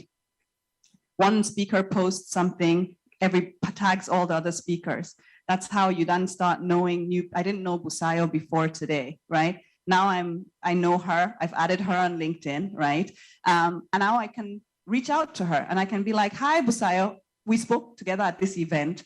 I think this and this is what we can do together. And suddenly there's value that is being created there, right? Through the visibility that you've created by being intentional about your network, being intentional about sharing content and sharing your knowledge, right? Being intentional about also talking about your achievements, right? I think that's really, really key. And sometimes, especially women, find it really, really hard to talk about their achievements. But the truth is that all you're saying is what you have actually done. You're not telling lies. You're not saying anything that isn't true. You are just stating facts, right? And you have to understand that men state facts and then some, right? Their own is always with Sarah on top of it, right? That's the truth. Women will say, I drank 1 bottle of water. Men will say, yeah, I actually manufacture a bottle of water. Did you manufacture the bottle or you drank the bottle? They don't care. So at least if you can't say that you manufactured the bottle because you don't want to be a liar, say that you drank the bottle of water, right? State those things, put them out there. And sometimes it seems very trivial, right? But you must do that. And you must find people in your network that will do that for you, right? So I have friends who do amazing things and they don't talk about it. And when I catch them, I will expose you and everything that you've done in any single network that I have. And I do that. I put them on LinkedIn, I put them across, or I just do a broadcast to all my WhatsApp communities and they're like, Nkem, what are you doing? And when their phone starts ringing with people asking them, oh, come and get this board seat, oh, come and do this, come and do that, they'll come back and say, this thing is working. I said, yes, of course. Why do you think we're doing it, right? So I think it's really important to build that outward visibility as well.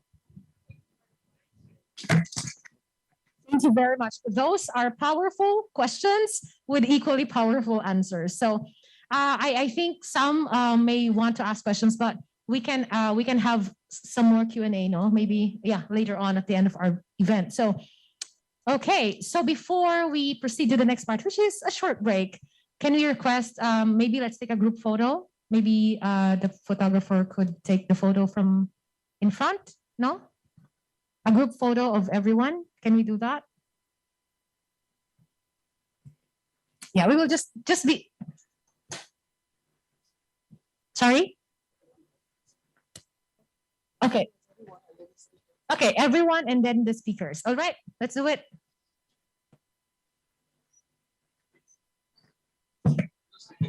Yeah, just take your seat. Yeah.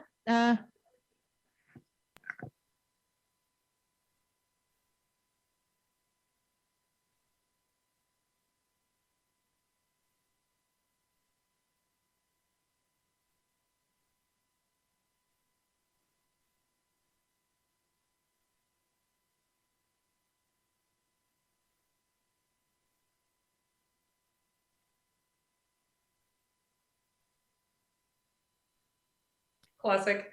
Hi, everybody, and welcome back. Rosala Gitao, CEO of Bixi, here with a very special guest, Dr. Patrick Duigan. He is joining us here to shed some light. We'll get into a little bit of his background and bio in a bit, but first, I just wanted to chat with you about what we just heard, what we just learned, what we just listened to. It was really phenomenal. I mean, obviously, myself and the rest of the team at Bixi, we obviously, we curated these female leaders for this event, but even I didn't anticipate they were going to be this amazing. Did you, Patrick? I mean, no. And when you talk about the future of, of money for African women and the future of African women, I mean, we've just seen the future of African women on stage. What an amazing bunch of people doing some amazing things with amazing perspectives.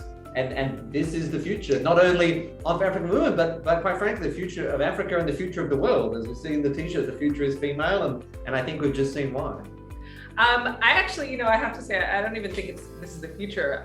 We actually just saw it happening in the present tense. I think these women, my God, like so many truth bombs were dropped on us. I'm almost overwhelmed with the amount of information.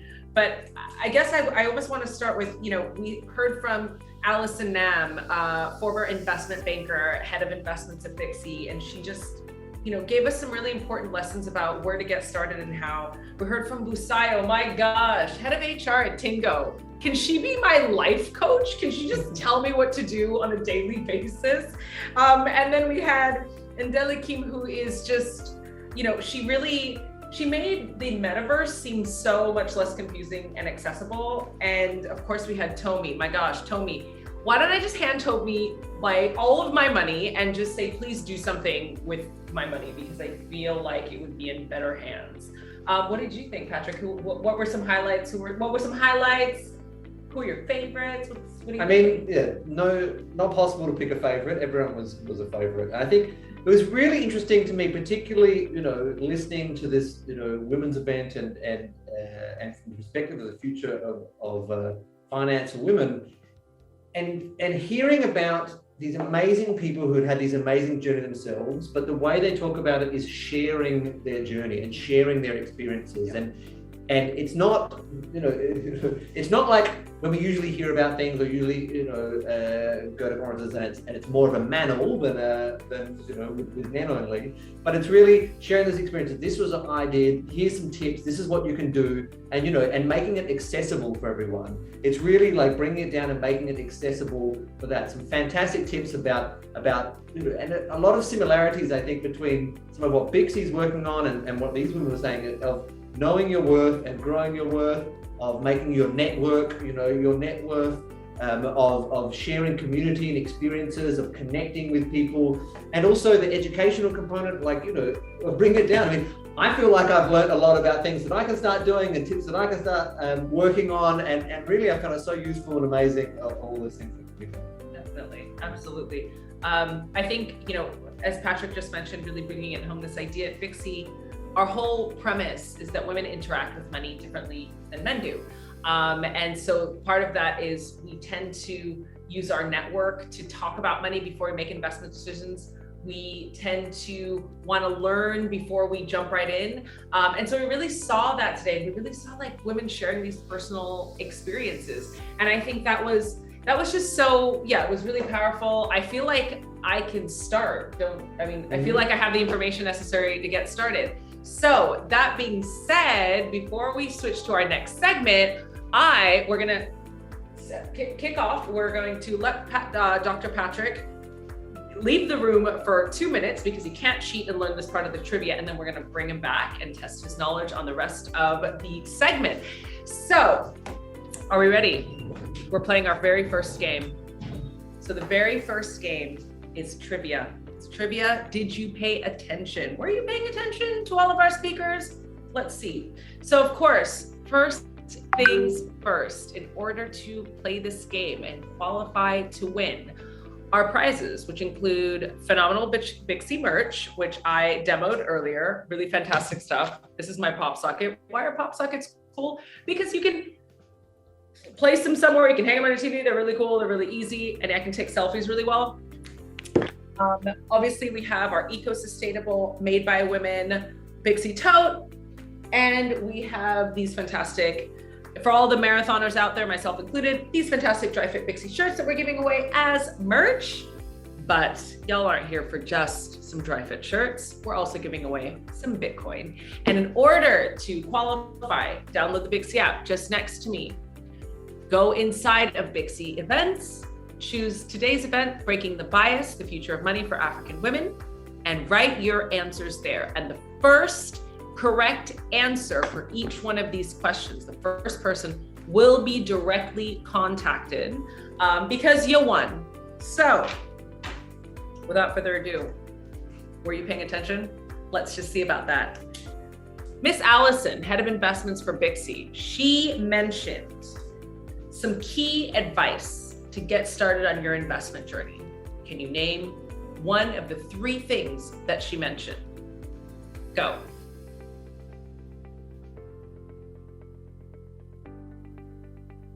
Giving you a few seconds. For those of you who didn't hear that, I'm going to repeat the question. Allison Nam, head of investments for Bixie, she imparted 3 key tips to get started on your investment journey. Can you name one of them? First person to respond in the thread wins the prize. So don't forget, you have to download the Bixie app, then you have to go into community, then you have to go to live events, and you have to click on this event, today's event, which is, look above, Breaking the Bias, Future of Money for African Women. Perfect. Write your answer there. Okay, we have it. Our moderators, Tanya and Juliana and Kath, are on standby, looking out for the winning answer. I'm really hopeful. So the first person wins Bitcoin drop, and we'll be giving concessionary prizes for the second and the third person to get things right in that order. Okay, I'm moving on to the next question. Are you ready? Okay, as Dr. Patrick mentioned, it's hard to choose a favorite, but one who left a significant impression on today's morning, or on today's early session, was Busayo from Tingo. I mean, wow, like I said, can she just be my life coach and just tell me what to do and like what to wear on a daily basis? I think she imparted some real life truths, among which she talked about a certain way for women to get ahead. Can you name one of the ways in which she described a key thing that women needed to do to get ahead? She described a few things, kind of key token phrases. So if you can go ahead and put that inside of the thread, Breaking Bias, on the Bixie app, you also qualify, you also win a prize. I'm gonna give you a few seconds.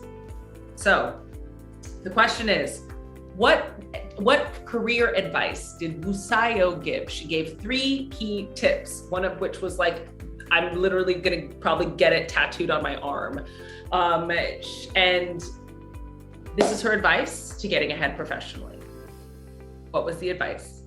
Nope, sorry, you cannot type your answers in Zoom. You can only type them, put them inside of the Bixie app.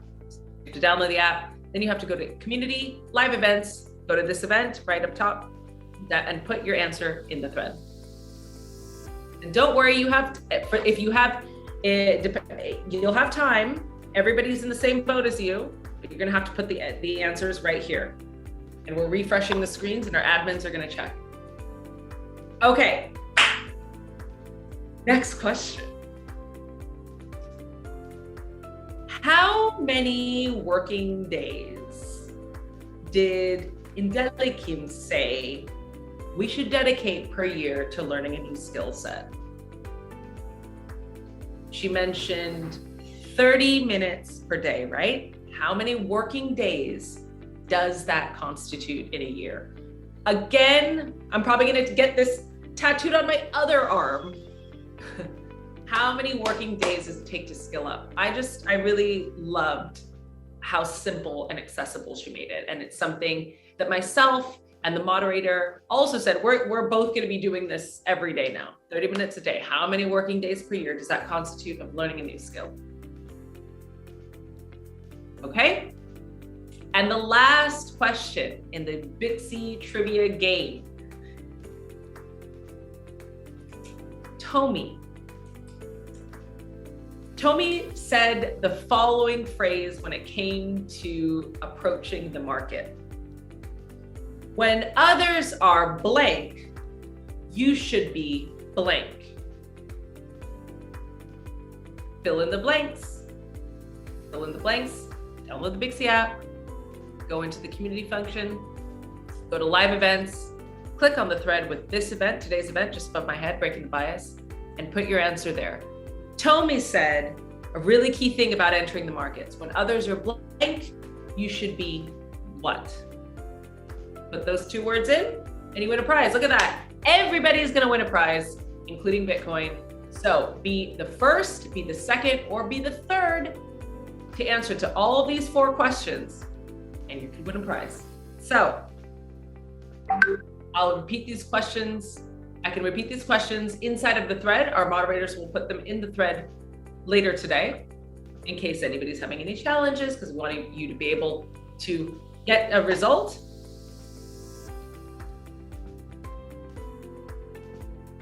And whoever has won the challenge, you'll be directly contacted by our moderators. I am so excited to see what your answers are. But first, let's get into it. A little bit of our own online fireside. The people offline can't have all the fun. I also wanted us to have a little bit of online because it's important that we also be part of the discussion. So for those of you who weren't able to join the Q&A by downloading the Bixi app, we have with ourselves, again, this is Dr.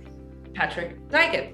He's not only a doctor of public health in the United Nations Migration Agency, he also happens to be a cryptocurrency trader. He's been a longtime cryptocurrency trader. He's taught me everything I know about cryptocurrency, and so we're really lucky to have him share his perspective. Welcome, Dr. Duigan. Thank you very much for having me. So why I asked Patrick to join us here, as Patrick mentioned earlier, most conferences have a bit of a manel situation. We're different. We have a bit of a woman panel situation. So you're our token male perspective in today's event. And the perspective we'd like you to share with us is, you work as a public health doctor practitioner. You work at the front lines of the COVID epidemic, and you have for the last 2 years. You've literally watched the world change. Concurrently, you've also been trading cryptocurrency and watching this roller coaster ride, a lot of it happening, in tandem with this global pandemic. Can you give me your perspective? And today's conference is about the future of money for African women. Can you give me your perspective on how the pandemic has changed or shaped our new future, what the future of money now looks like as a result, and how do you think women are either being excluded or can really capture these opportunities that remain present? So I think, one of the key things that I think became very clear right from the beginning of the pandemic is that we live in an interconnected world. Starting from an outbreak in a food market in Wuhan, in China, within weeks, the entire world was affected. From large-scale cities to small-scale towns to little tiny islands to villages in the middle of nowhere, really just demonstrates that not only via the internet and technology, but physically, in person, through travel, through connection, through trade, through work, through healthcare, we live in an interconnected world. So I think that was one of the things, first of all, that really demonstrates that the future is not individual currencies, individual countries, individual markets, actually this globalized world, and we are all connected, whether it be from a health pandemic or through connecting via Lagos, Bangkok, and other places for this event, but really connecting with that. And I think that also shows that the future of finance is this globalized, interconnected world. That technology, through the pandemic, was transport, enables things to be connected. But the other issue is that when there are crises that happen, it had a huge impact on the entire world as well, and far-ranging consequences. From economic downturn to healthcare issues, to stopping people being able to move and either travel back home or see family. It really had a massive impact on people. So it's on one hand shows that we are interconnected world, on the other hand showing that an event everywhere or a threat anywhere can be a threat everywhere.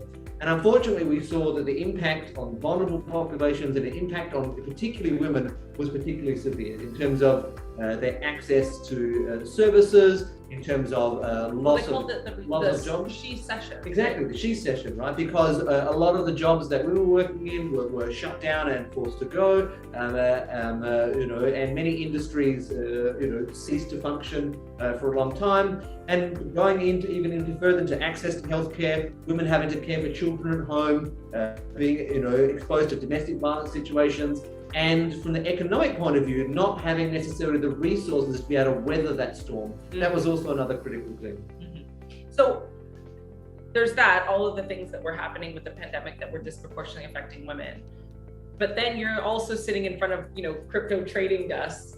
What were you seeing there, and where were women in that? What was happening? So, at the same time of this, pandemic happening and the world shutting down, there was another world opening up. The world of decentralized finance, DeFi summer was happening, where all these new applications, new technologies, new ways for people to connect, people to use their resources, people to create, and to actually, find new ways of securing their financial freedom and accessing through technology a globalized way that they're not relying on if their city is shut down, not being able to go to work or go to the bank. If their country is shutting down, not being able to, access certain services, but really looking at connecting with people across the globe to harness the power of technology to secure their financial freedom. And this was happening at the same time. It was really strange to see, on the one hand, everything shut down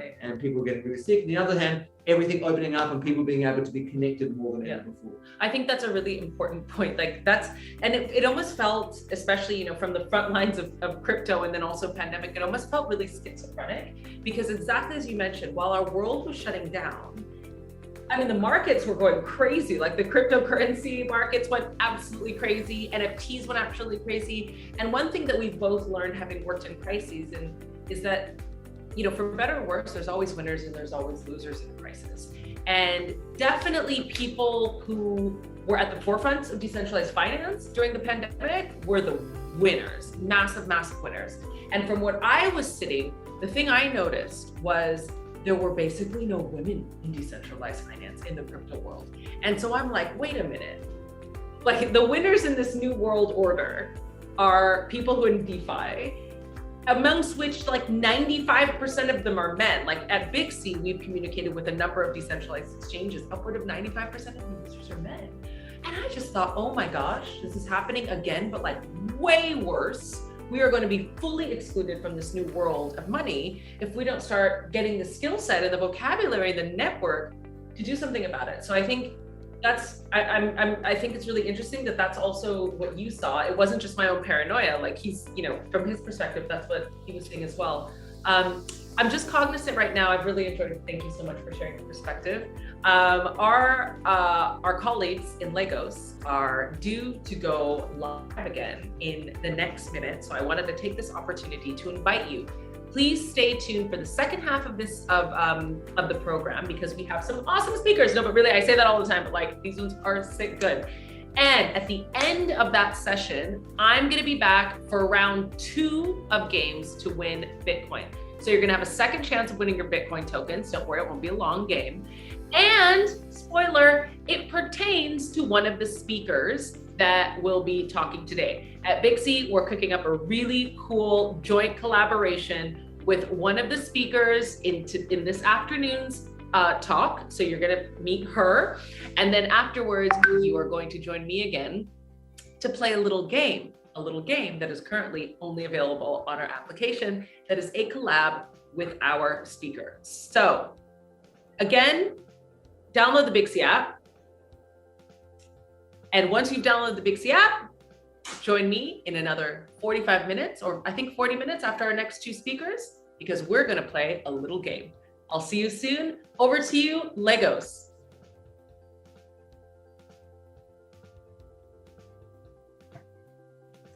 Michael, ready? Okay.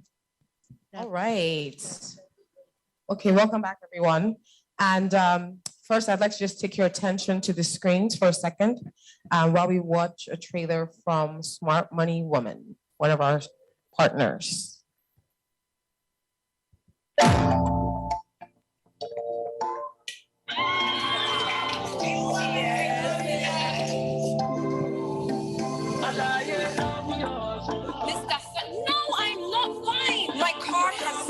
Again.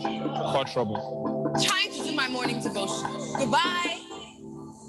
Oh, no. Handle my things with care. Let me handle your things with care. presentation this morning was, to put it plainly, abysmal. Please. Do not interrupt.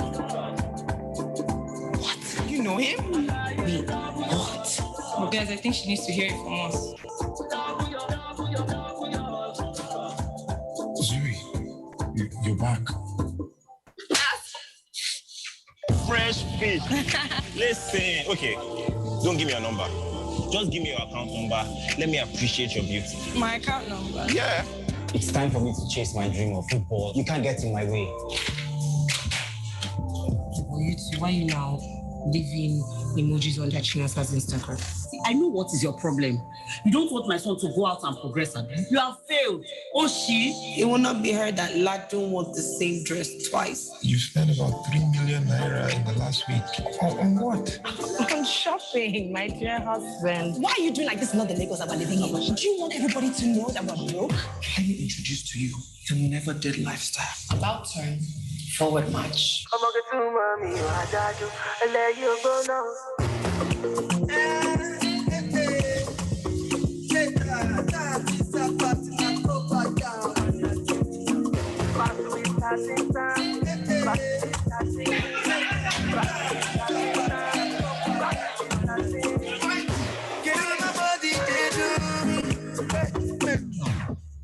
Begging your friends for money.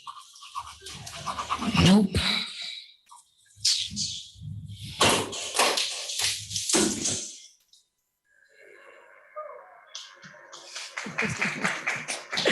Amazing. So this video and this next speaker, before I even go into introducing her, is really an exciting moment for me, because I remember when I first met Rosalia, founder of Bixie. I'm a health tech entrepreneur. We met at 1 Million Startups. And I love what she was doing for women. And she's like, do you know Smart Money Woman? I was like, I read the book. I remember when Arissa was doing her tours and I sat in one of the rooms and but I never watched the show, which is bad. And she's like, you've not watched the show? This is Rosalia in Thailand telling me in Lagos to go and watch the show. So of course, Christmas time, I had to sit down and catch up on the show. And I was like, wow, this is really good stuff. And then we were talking about, doing an event in Lagos. And she's like, it would be really cool to get one of the people from Smart Money Woman. I was like, what if we get Aressa? And I didn't even know Aressa. And she's like, oh yeah, that would be crazy. Weeks later, I start hunting all my friends who are actors. We tracked down Aressa. The rest is history. Now she's one of the partners of Bixie in Nigeria. And I know they're going to do amazing things together across Africa and the world. So without further ado, okay, where did I put her bio? Without further ado, I'm going to introduce Aressa Ugu, author, producer, the Smart Money Woman. Aressa has started a movement for African millennial women, which has them excited about making smart money decisions. Following her background in wealth management and her interest in storytelling, she has created media products that spark conversations about investment, wealth, entrepreneurship, and employment. After 2 best-selling books and a wildly successful Pan-African book tour, Aressa went on to produce the hit Netflix series, The Smart Money Woman. Through her work, she has built relatable characters, which depicts the daily financial struggles of the modern African woman and practical strategies for building wealth in an African context. She's the host of the Smart Money Tribe podcast, which went to #1 in the first week of its release on Apple's top shows podcast list. Aressa has also spoken at and been featured on premium international platforms such as CNN.com, Bloomberg, and Forbes Africa. Sound familiar? In 2021, she was recognized as one of the most influential people of African descent. Welcome, Aressa.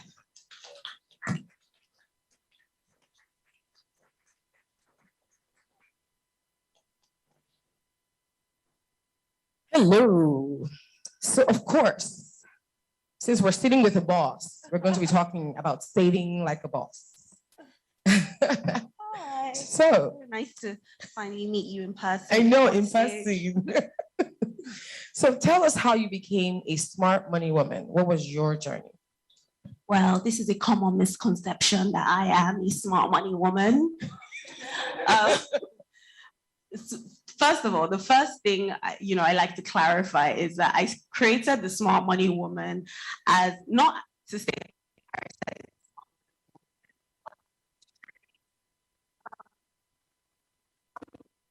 aspire to. She's the woman that we all aspire to. Think about the best things that you love, especially financially, of all the women that you respect, that you see as possible mentors, what all the things that they do right. The Smart Money Woman is basically a combination of all of that. So she sits on boards, she's on track with her budget, she's focused on revenue generation constantly. She knows how she's spending her money, she knows how she earns, she knows how she spends, what she spends on, she invests, constantly. So I feel like I'm not there yet. I don't think anyone in this room is there yet. I don't know that there's anyone that I know that is there yet, but it's definitely basically like an idea that we all aspire to in being financially disciplined or financially, responsible. My own journey and the whole Smart Money Woman revolution, if I may call it that, basically started with my own pain points when it comes to money. It started with the fact that I worked in financial services, and then I was 27 years old and my marriage fell apart and I had a 1-year-old child at the time. And I basically had to start my life again. I had to move to a new apartment, pay 2 years rent up front, pay service charge, buy new furniture, the whole works. And it was my big aha moment when it came to money, because I was like, wait, hold on. I work in financial services, so I know the importance of saving and investing. I don't have the excuse of being a low-income earner because I earn a decent salary. So how come this big thing, has happened to me and I don't know how to navigate it? And I'm supposed to know because I work in financial services.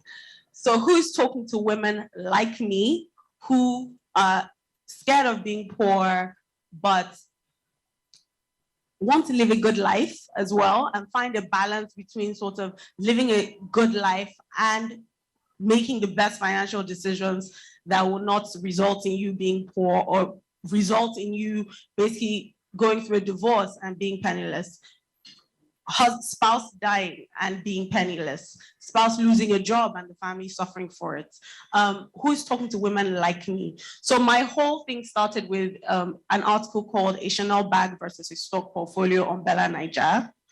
And it was basically me, finding that balance between what we like to do as African women and practical strategies for saving and investing. And then that led to a book called The Smart Money Woman. And that led to a Pan-African book tour across Africa. And then that led to me having the crazy idea that I was going to turn that book into a TV series. And it is now on Netflix. So yeah, that was my journey. Wow, amazing. Power of a thought, and then here we are. So, given these experiences you've had, I'm sure you have some thoughts around what the future of money looks like for African women. So when I was thinking about that, what does the future of money look like for African women? I was thinking about the things that, I would like to change about the way that I thought about money from, the beginning. Because again, all of this advice is not coming from a place of perfection, but it's coming from a place of understanding what the realities that we face as African women are and trying to find practical strategies to act as solutions to these problems. So the first thing is I hope that the future of money for African women looks like us saving to build as opposed to saving to spend. So I feel like the way that we're taught about money is completely different to men. I say this in every speaking engagement. I feel like even though we, as African women, we've learned how to earn more now, there are more women in the workplace, there are more women starting businesses, there are more women who feel like they can be bosses, right, in our generation. But how many people are saving to build as opposed to saving to spend? So there's a general misconception that women are not great with money, but I found that women are very disciplined. We have a lot of financial discipline. So a woman can say, listen, I'm going to save X amount every month for the next 12 months, and she will do it, right?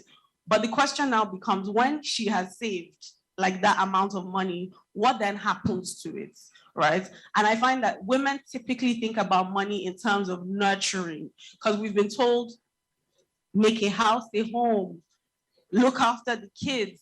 Our responsibilities and what we see as success are not necessarily tied to assets or money in itself. It's tied to being an African woman. I'm earning extra money. I want to use that extra money to help my kids be better or look better. I want to use that extra money to make my house a home. Not necessarily and those things can be important things, because that's another thing that's changing. Women are becoming female breadwinners. So they're bringing in more money and contributing significantly to the households. But we still primarily see building assets and building wealth as a man's job. So even when a woman earns more, she's not necessarily investing in assets that can protect her in the future. So I'm hoping that with the more vim that we have, like to earn more, to ask more questions, to be like in spaces like this, that we're really learning that you can't save yourself to wealth. You have to use your savings as the basis for what you invest in that can now give you wealth. So just not saving for saving's sake and saving to spend, but saving to build, being intentional about the fact that a proportion of your income has to go towards building assets that can protect you in the future, whether you have a husband or you don't have a husband, because unfortunately, women are more vulnerable to the financial shocks of the economy, of, different things that happen. And because we're not taught, we're not socialized to think about money in a certain way, you see women who, they've been running a business for, say, 20 years. They're married. Their husband loses their job or dies. And then she can't deal with their life. She can't pay bills. She doesn't know where anything is, right? And this is a capable woman, and it can happen to any of us. It can happen to all of us. We need to start being more intentional about the way that we think about our money, whether you're a wife or not. Seeing ourselves as individuals that are responsible for ourselves, so that everything else is kind of an addition, as opposed to us taking a back seat and waiting for someone else to look after, that financial future. Wow, there was a lot in there.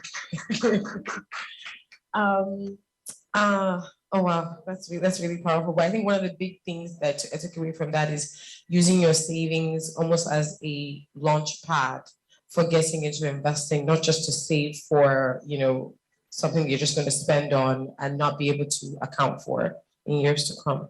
Saving to build. So what you said women tend to be really good at saving. What do you think are the secrets to successful savings? The secret to successful savings depends on the person. Now, I think that it comes with knowing what your own specific triggers are for why you don't save properly. So for example, I feel like we're not realistic about what our triggers are. So people can say, oh, I'm going to be a better saver like this year. I'm not going to do this and I'm not going to do that. And that kind of puts you at a disadvantage. Let me use myself as an example. So I like eating out a lot. I can't tell you how many times I've said, I'm not eating out again. I'm cutting this out completely from my budget. Anytime my friends call me, it's like, I'm not going anywhere unless you're paying, right?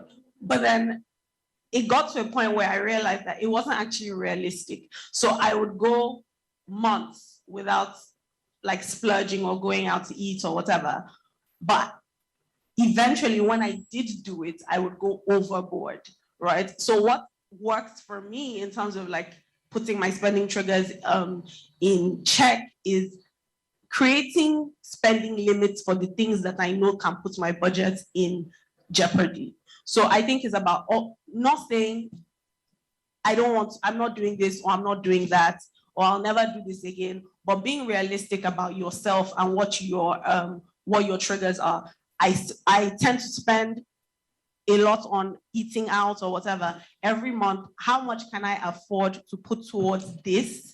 Put aside towards this so that I don't exceed a limit, as opposed to taking the position that I'm going to cut it out completely because you are more likely to fail.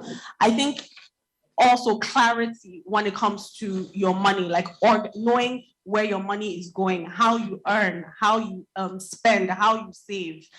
Clarity around organizing your money. I think a lot of people tend to do the thing where it's like, oh, I'm going to start saving better this year, and you start putting an amount inside one account for a while, and then life happens, and there are things like, oh, you know, they've called me from the village that I need to spend XYZ on mama's this, or my siblings are calling me to say I need to pay for XYZ in regards to school, or I'm trying to save for a car, I'm trying to rent a new place, and all your savings goals are global.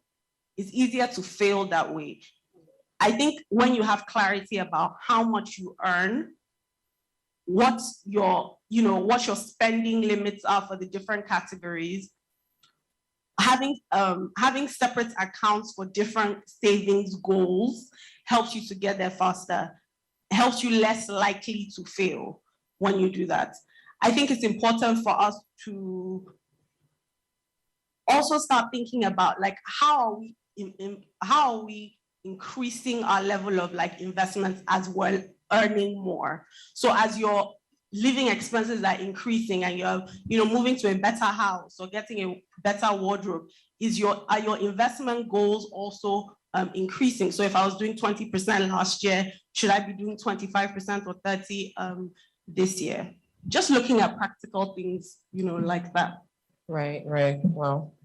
And so I think, is there any commonalities you've seen maybe across African women that we need to just watch out for in terms of triggers that maybe limit us in terms of our ability to save? And even that thinking of saving to build, is there something else there that we need to kind of be more conscious of, to make sure that we start to think like that? Like, why aren't we doing that already? Why are we saving just to spend? I think I'm a bit curious about that. I think also, if you think about the way that African women think, we always think about ourselves last. Right? Sure. We're always thinking about, the family, the husband, the extended family. We think about all those other people first before we think about our own well-being. And it's important for you to think through, because think about what a woman's income goes to at the end of every month. Most women are the family members are going to come and meet to help with things, or the kids are going to meet, to help with things. So we tend to think about other people's goals or financial situations first before we think about ours. Wow, so it's time to put ourselves first, even financially. For sure. That's what I'm hearing. Well, thank you so much, Aressa, for teaching us how to save like a boss. This has been amazing. I'm going to welcome Bill, but thank you so much.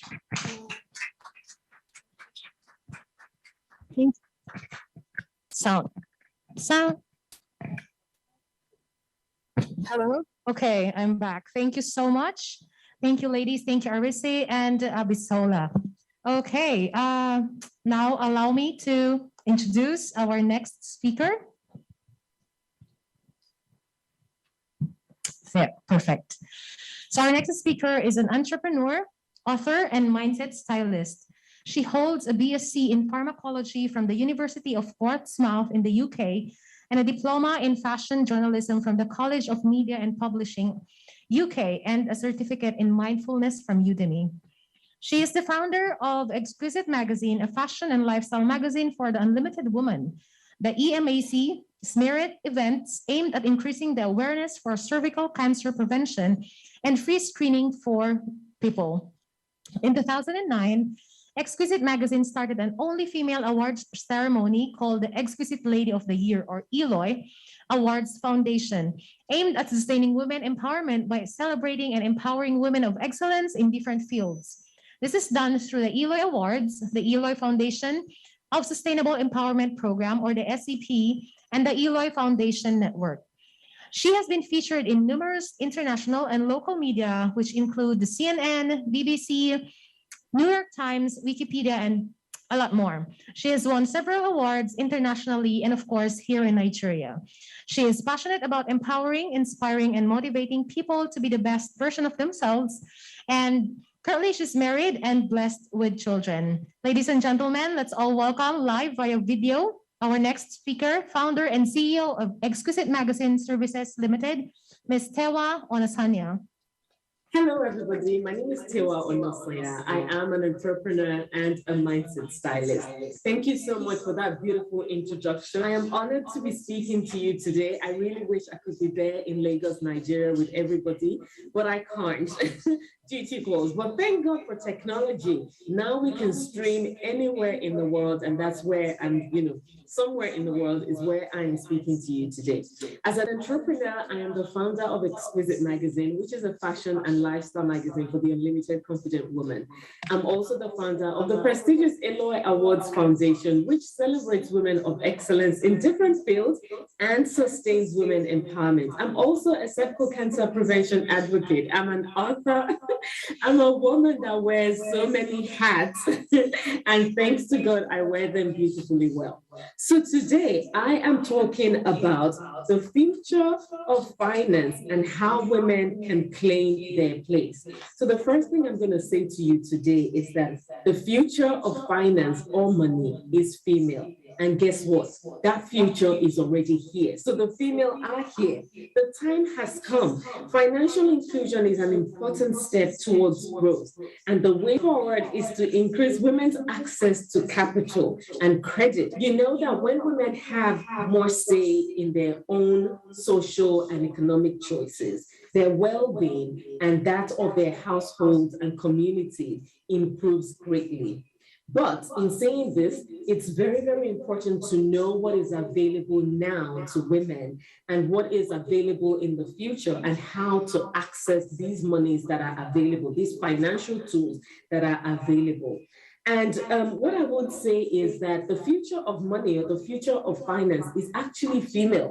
The female are here because we are now waking up to the opportunities that are available for us. And we're now waking up to the fact that we can have more and we can access more, providing the fact that we want to access these funds and we want to be able to, we want to do things with these funds that are available. The way forward is to increase women's access to capital and also credit, especially by the private sector, which is why I am so glad Big C is doing this launch in Nigeria with Tingo and the other partners, so that we're able to bring what the future of money holds. The future is now, but so that we're able to bring what the future of money holds to the African woman, to the Nigerian woman.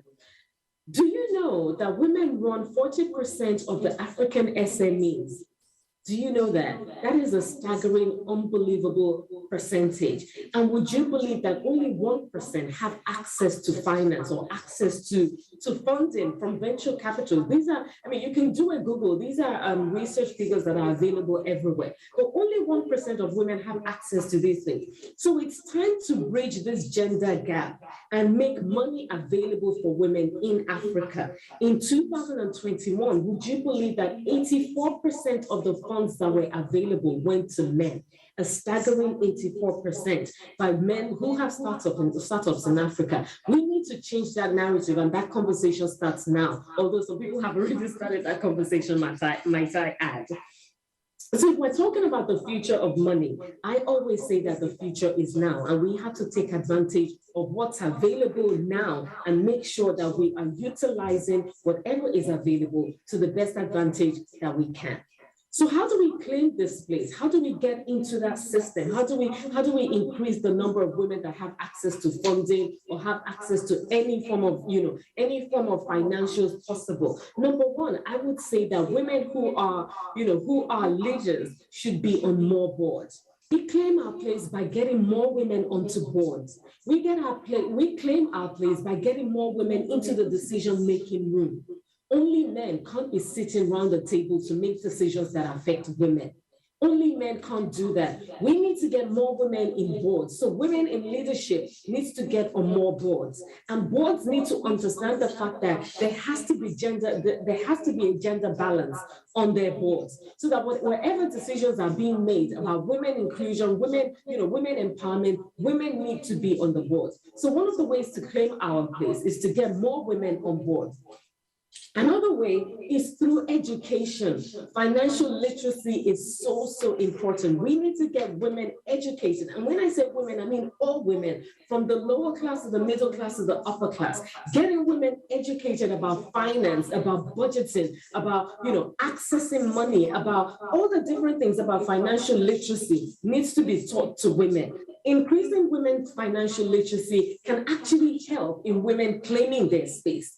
It can help with women claiming their space because when we're at that table, we know exactly what we are talking about. According to statistics, 35 million women in Africa today are not signed up for any financial services, i.e. with banks and mobile money, etc. That is an unacceptable figure. Even if I know that there are different companies that are waking up to the idea of including women financially. So there are different little kiosks and POSs and different things and different financial tools being opened up that women can utilize. We need to include financial literacy in every single sphere for women in careers and for women in businesses, especially startups. Banks and digital financial services needs to establish training programs that will help us get into this financial fitness. And the benefits of this is that for the banks and the digital financial services is that it creates more awareness for their products and services, and it generates customer loyalty as well. Another way to claim our space is for men and women to invest in entrepreneurs. Invest in entrepreneurs. There's a space for everybody. And when women are empowered, they empower their household and their communities, as I said at the beginning. So investing in entrepreneurs will actually build and develop our economy, and it increases our economic visibility and viability as well. So we also need to claim our space by women who have the potential to invest in other people's businesses, and men should be encouraged to also invest in women's businesses as well. So invest in entrepreneurship. Another way we can claim our space is to do partnerships and collaborations. No woman is an island. Nobody is an island. So do partnerships with organizations that can, that you can marry your businesses with and get to the same goal at the end of the day. So partnerships and collaborations are very, very important, because when we're doing partnerships and we're collaborating, we're going even further. One person can surmount one mountain, for the lack of a better word. One person can kill a lion. 2 people together or 1,000 people together can kill more lions. So we go out there and look for opportunities for partnerships and collaborations. Another way to claim our space is to be open to opportunities. I know a lot of women shy away from different opportunities that are out there. Well, some people don't, but the number of women that shy away from these opportunities are way more than the women that don't. We need to open our mind's eye to different opportunities that are around us and take hold of these opportunities. Men don't have a problem going out and taking opportunities up. They don't have that problem. We need to have, that mindset, which leads me nicely into my next point. We have to have that mindset that we can be and do whatever it is we want to do. So we should be open to opportunities. Learn on the job if you need to. Read, research, get mentors and trainings to be able to get on that, to be able to get onto different opportunities. So be open to opportunities and take opportunities when they come. Another point on how to claim our space, which is the last point I'm going to talk about, is to change our mindset. Yes, Every single person needs a mindset reorientation. We need to let women know that it's okay to talk about money. We need to let women know that it's okay to want more money. We need to let women know that it's okay for you to want your business to thrive and be a multi-million-dollar success. It's okay. So go out there with that mindset that it's okay for me to want all of these things and for me to make my business a reality. One thing I do have to say, going to one of the conversations I was having with a male business owner a few weeks ago, we were talking about financial literacy because the lawyer was talking about that this year. And he said to me that, Tewa, what are you talking about? Women have access to money. I'm like, we're talking about financial literacy. We're talking about investing in women and access to funds. You say that women have access to these funds, but the question is, are women taking up access? Are women taking up space? Are women going out to take whatever is available? And the answer is no. A lot of women are shy to take loans. A lot of women are shy to bring, other companies into venture capitals into their company for the fear of, will I succeed? Will I not? Will I let them down? Will I not? Will I able to pay back the loan or will I not? So we need to change that mindset. And I said to him that you are correct. So we have two problems. Number one, are the funds out there? Are the funds available? And number two, are women taking up the funds that are available? Are women accessing the funds that are available? So we need to change that mindset of, I don't want to borrow because I'm not sure if I'm going to be able to make the money back, or I don't want to borrow because because I'm this or I'm that. We need to change that mindset and be bold and audacious like our male counterparts. Men, when they need money for their businesses, they go out there and get that money in, even if it's a loan from a bank or a loan from anywhere else. Women need to be bolder in doing that as well. Let me tell you something. Women empowerment and women having access to finance increases the economic value of the nation. And when women are empowered, they empower the household first. In fact, research shows when women are empowered, they increase the economic efficiency of the country. Research shows that women empowerment has been linked to children's cognitive development, to children's growth, and to nutrition. Because when you empower the woman would want to educate her children. The woman will want to build her home. And then when you build your home, you're building the community in turn. So it's very, very important that we go out there and we take our space. We claim our space because the place is available for all. Because the place is available for both men and women to claim. So thank you everybody for your time. And I hope that, from today onwards, we would be bold and have that confidence to go out there to access whatever tools are available for us to use. Remember that if you don't claim that space, you are leaving money on the table. So go out there and claim your spot because the time is now. The future has arrived. Thank you so much for your time. Wow. And I'm available if you have any questions that you'd like to ask. Thank you, everybody. Thank you so much, Tewa. Yes, the future is now. The future is here. This has been such an amazing conversation with all the speakers. I will do my best to summarize. But I know we've heard a lot. It's been heavy. I mean, just starting with Tewa, I think one of the things that I've taken away from what she said is, being bold and going for it. And along those lines, it really lines up with what Aresta said about saving to build. One of the fears we have sometimes is the fear of the future. But if we start to save to build and start to invest for the future, those fears can be allayed a little bit. And then, I think Tomi was pretty technical, talking about the income portfolio and the growth portfolio, because I always thought value, you just need to increase value all the time. So when she said income portfolio, I'm thinking, oh wait, I think my goals need to be different. So, so I just thank you for all the insights shared today. This has been such an amazing event, even for those of us hosting. From Nkem, the metaverse has already been happening. It is happening. It's becoming more important every day. And with time, will probably become maybe more real than even real life, quote unquote. So we need to set out time and learn about it and not be afraid and run away from it. It is happening whether we like it or not. And we have opportunities to profit from it, to engage with it, and we should. And then, I'm sorry, I'm going backwards. And Busayo was just powerful, be visible, build your skill. I think that be visible is really important. Even for me, I'm an entrepreneur. A lot of my work is about me being visible, but I hide from it. So I felt like when Busola was talking, I was like, wow, sorry, Busayo. I was like, okay, I need to step out a lot more and talk about my achievements more. And I think that goes for every woman here.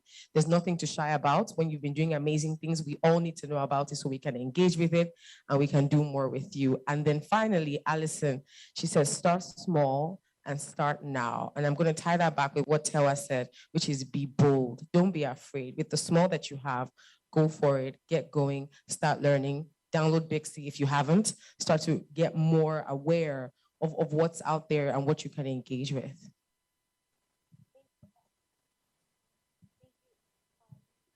I have no mic. Hello, yeah, thank you. Thank you, Abisola. That was a perfect summary of everything that happened this afternoon. So thank you so much, ladies. And I hope you learned a lot this afternoon. There were really wonderful insights. And I only have 3 points coming from the perfect summary. All I want to say is what I learned today. Number 1, start now. Number 2, be audacious. And last but not the least, be visible. So I think that ends our program. But of course, if you have questions, there were wonderful questions right now, like real life questions earlier. So if you have questions, the floor is open. Oh, I see some hands in the back. Can you please give them a mic, please?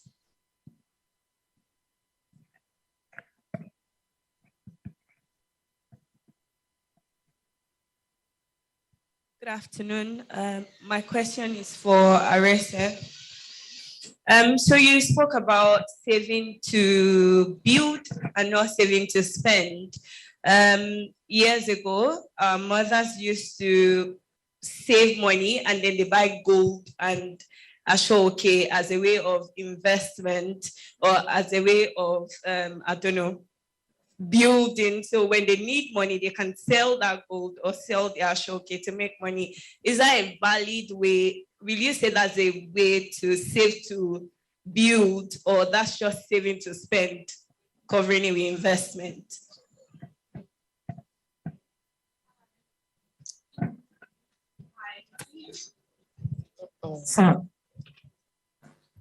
Hi. Okay. Good question. People always ask me if I buy gold, like, am I saving, my money?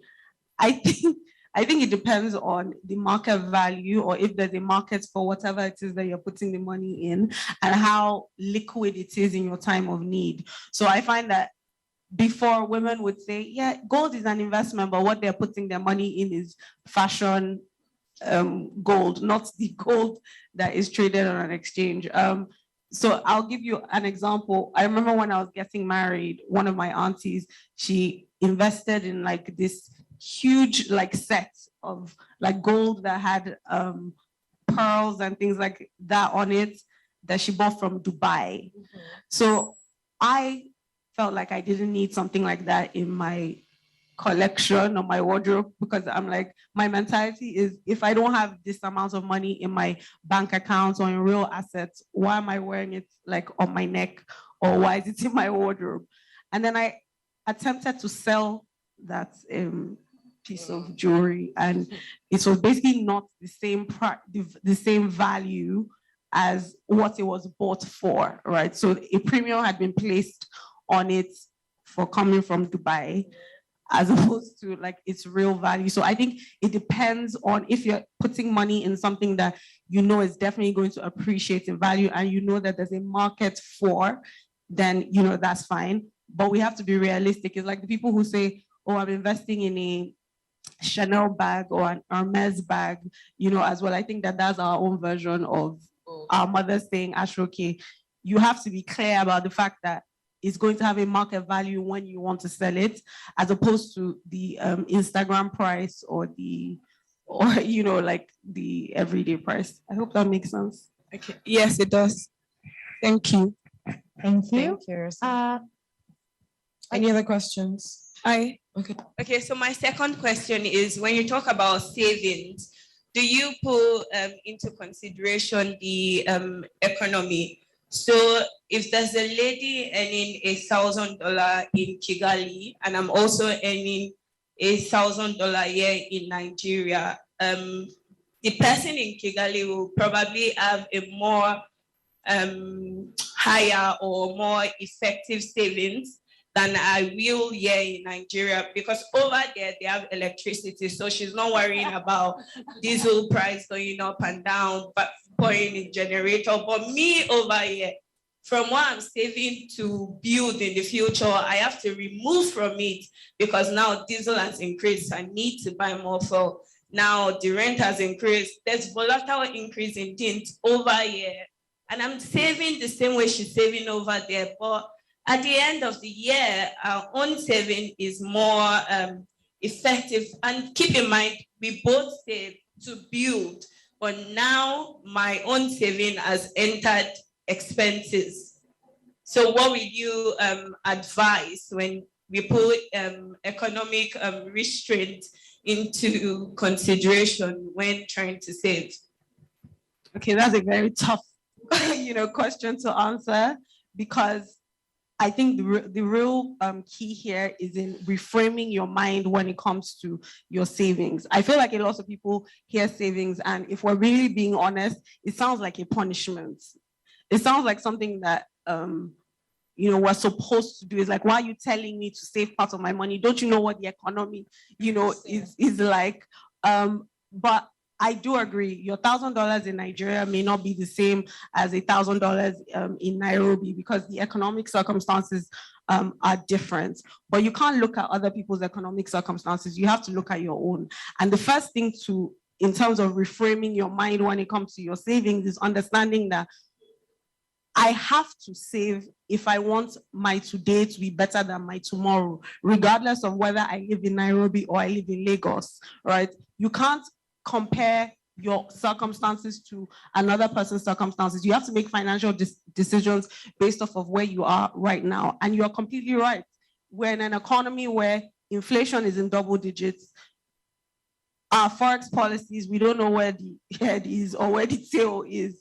And it's becoming harder. Even if you say, oh, I want to put 10%, 20% of my money aside, by the time you wake up tomorrow, diesel prices would have gone up and inflation has skyrocketed to a point that doesn't make sense. But you still have to save. You still have to put something aside from your income today to make sure that tomorrow is better. Because comparing your circumstances in someone's circumstances in Nairobi to your circumstances in Lagos is not going to change the fact that you have to put aside a percentage of your income towards buying assets that can protect you in the future. So my first thing is,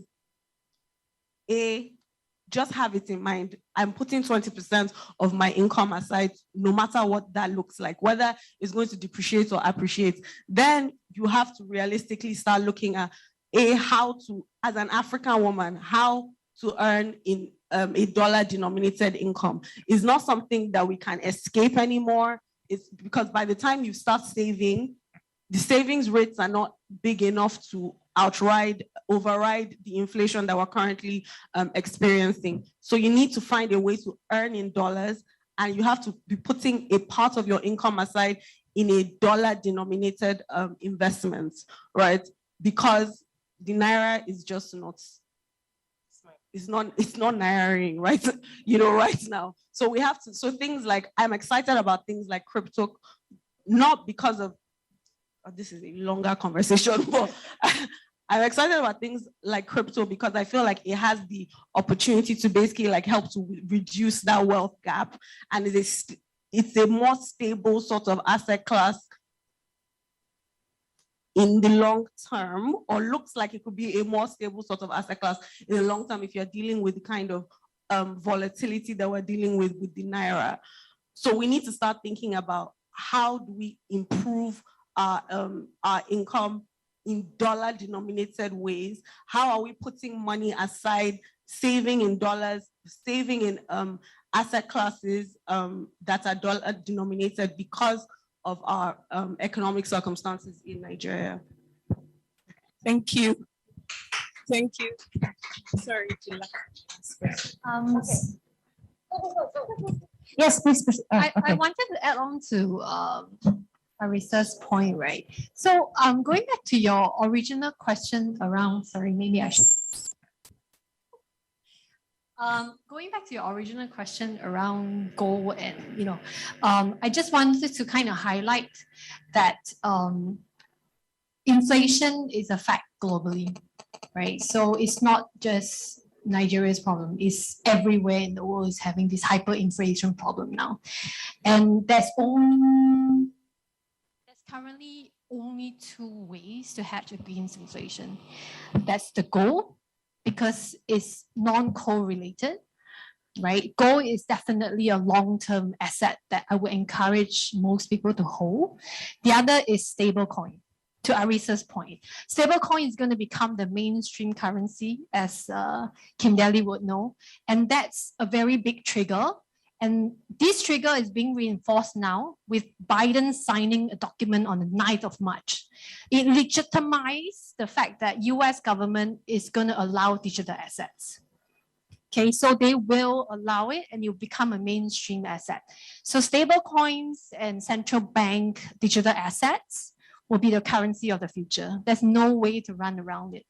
Because once the US government legitimized this, and they did, 9th of March, it's going to be a global phenomenon, right? So if you do not have any activity in the crypto world now, it's now time to start, because the inflation will continue to go up regardless of whatever that we do. Thank you.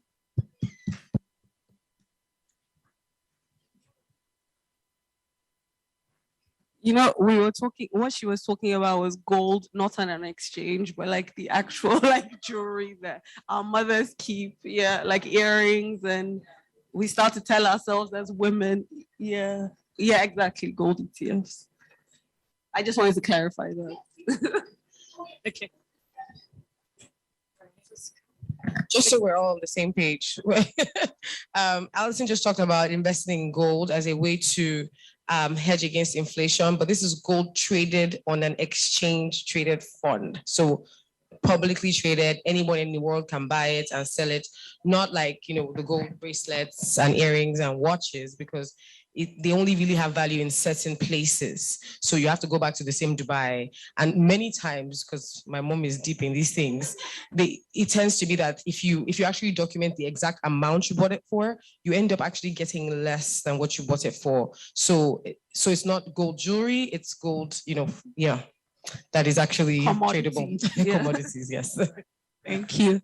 Okay, I think we can get one more question from the audience. Oh, there. Oh, there's two. Okay. Let's start with the lady here I met earlier. Yes.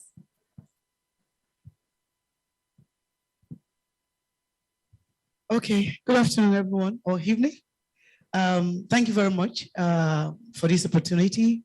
And a big thank you to all our speakers. I think for me, I've been really blessed. I mean, listening to each and every one of these outstanding women that have experienced money in such a way that they've seen it saving, growing, and investing.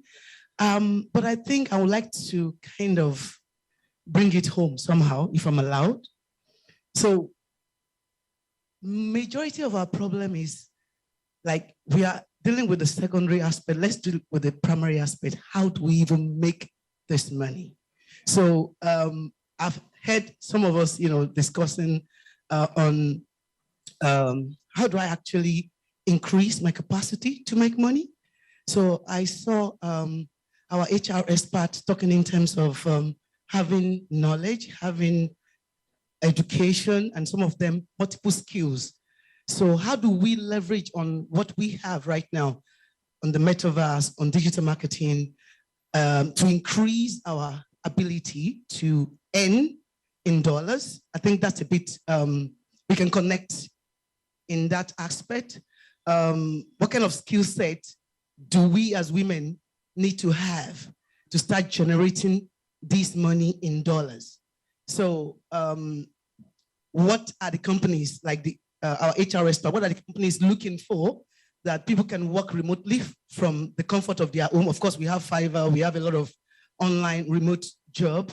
How do we navigate on this multiple streams of income that we could generate either remotely or on site? Where are these opportunities and how could we connect, So like I told Rosella, like I would love to first and foremost study the Big C Hub, and see how to leverage on that first for the women in our network, the young women that say, okay, fine. What are the skill sets that we can teach these ones to leverage on the network that, we have in these spaces to start earning?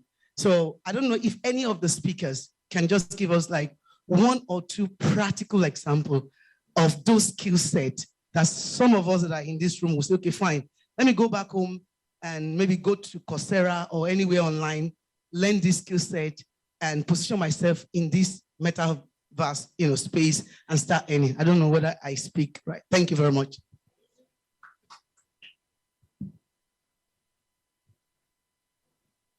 Okay, any of the speakers may answer. Okay, I think I'll just start.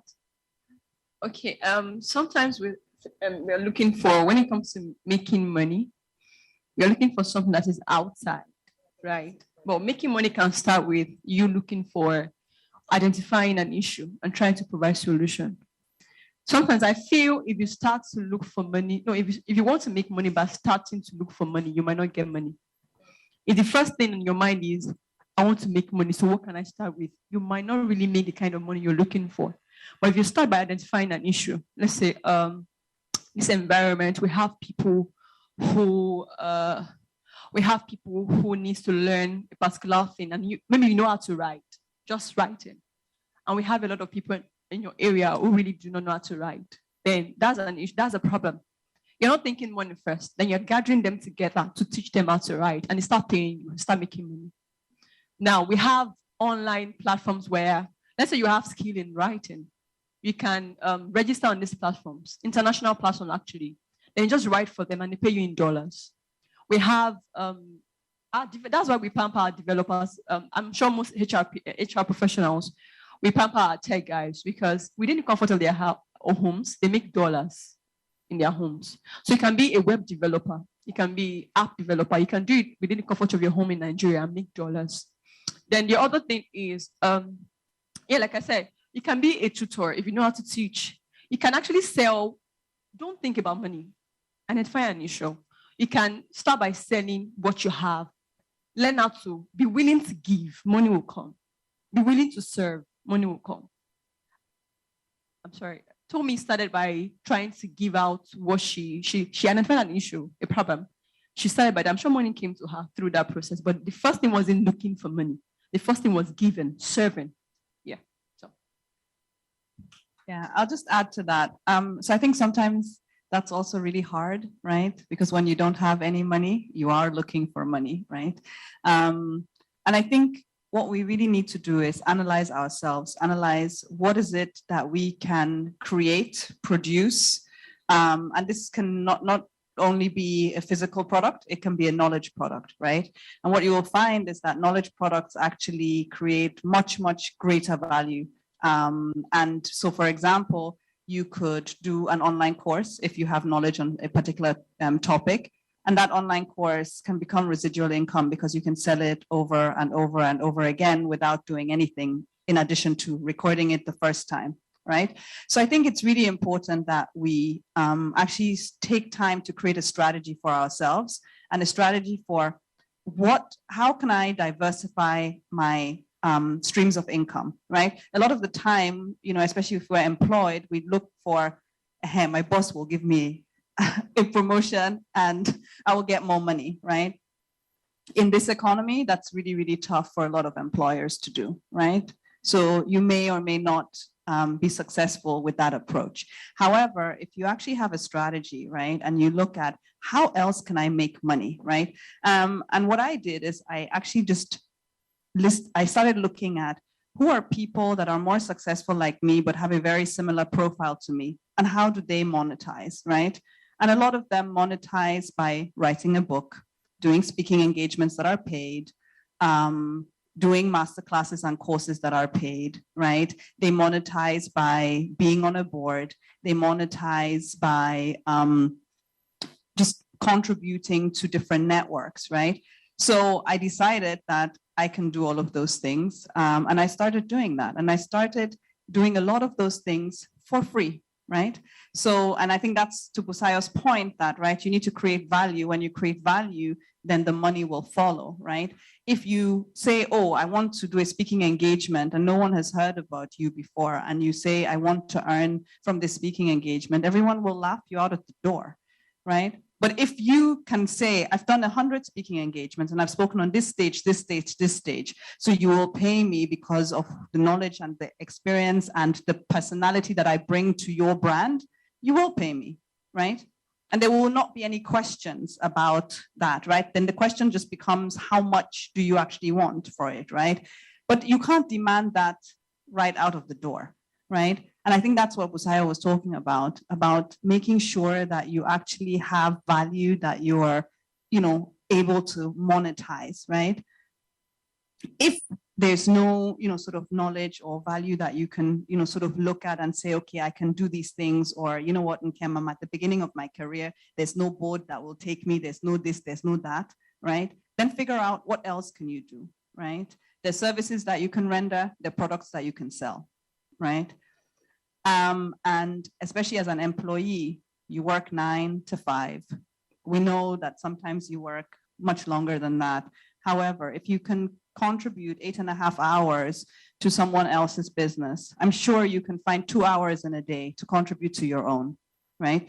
Because a lot of the time, what I've realized why we don't earn more is because we go home and we watch TV. I was having this conversation with one of my friends who is an ED in a company. And, he was talking about how he wants to start his business and he's built this website and, and he's like, and he said, but I don't have time. And I asked him, how many hours a week do you watch TV? And he said, what do you mean? I said, how many hours a week do you watch TV? And then he was like, well, I get home and I'm really tired. And then, like maybe I watch 2 hours or 3 hours. I said, every day. He said, yes.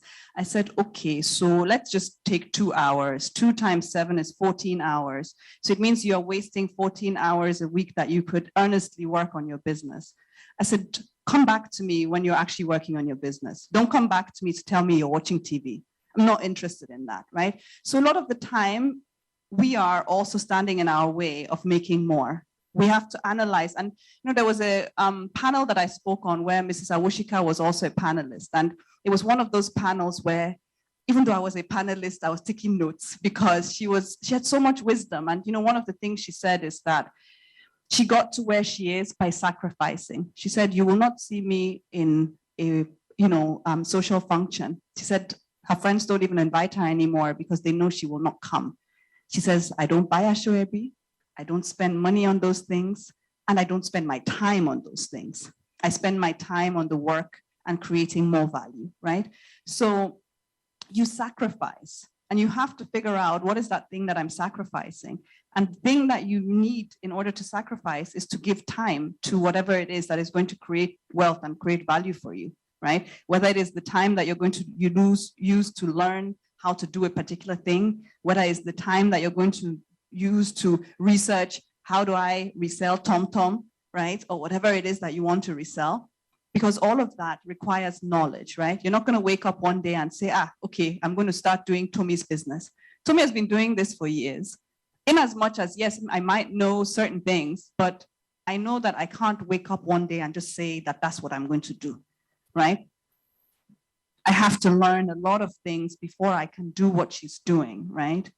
So it's important that we don't forget that, because in Nigeria, what I've also realized that a lot of people say, Nkem, I started selling shoes. Me too. I want to sell shoes.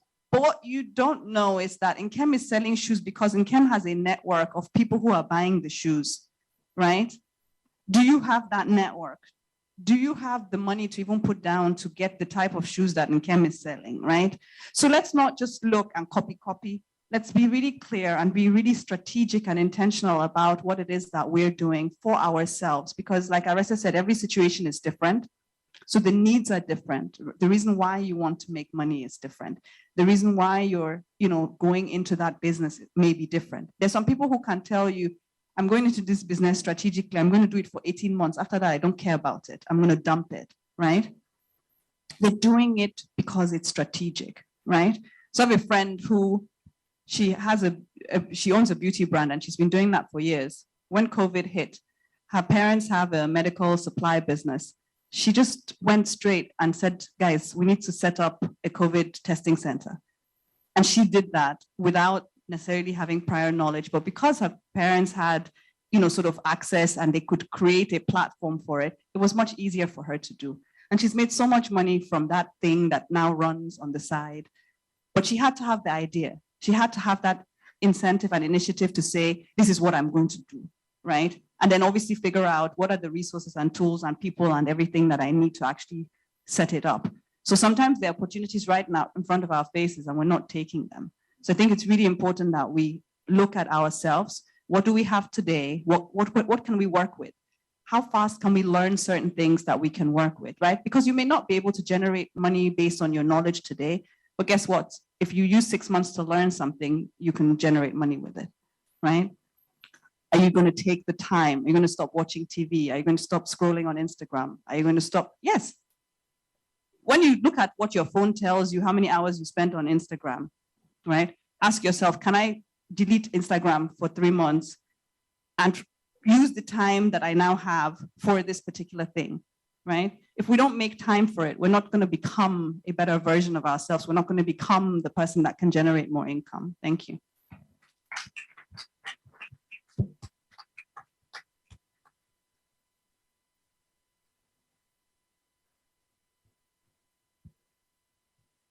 Yeah, I just wanted to contribute to what Income said because I loved it when she said, you have to be strategic and, sometimes people don't have the option of waiting to be passionate about what they're doing before like they can start thinking about the money.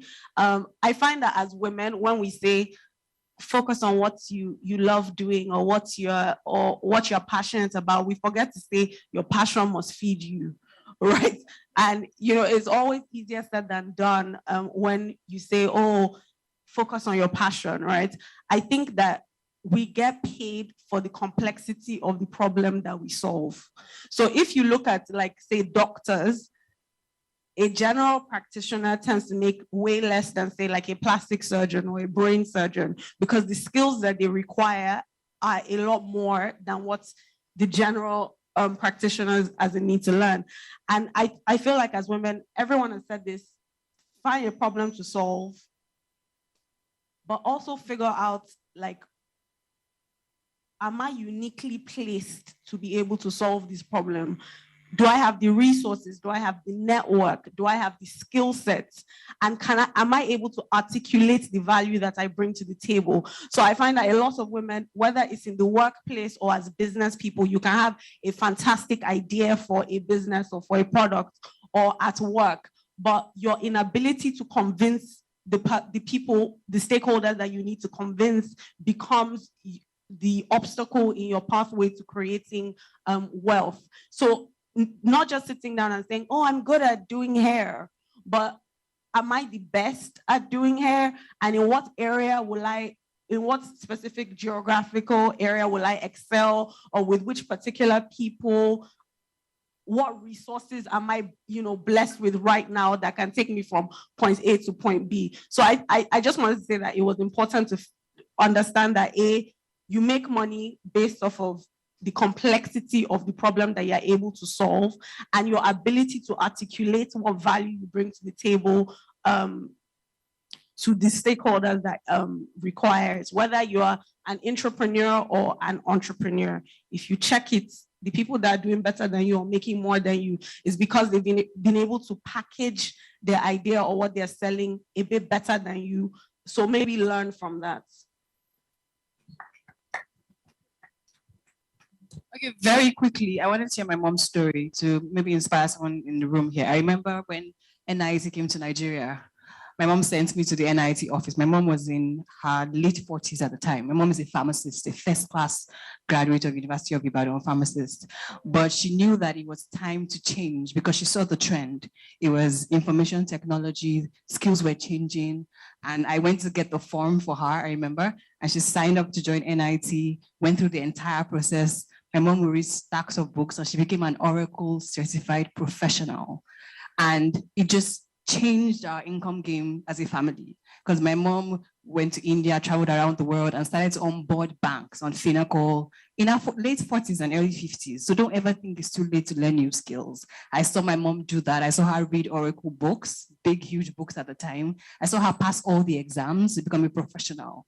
And what's amazing is when she was getting employed, her boss said, I didn't want to employ you because you're too old. But guess what? There are not too many people that have the skills you have. So I had no choice but to employ you. And my mom was employed on the same day with the man I eventually married, by the way.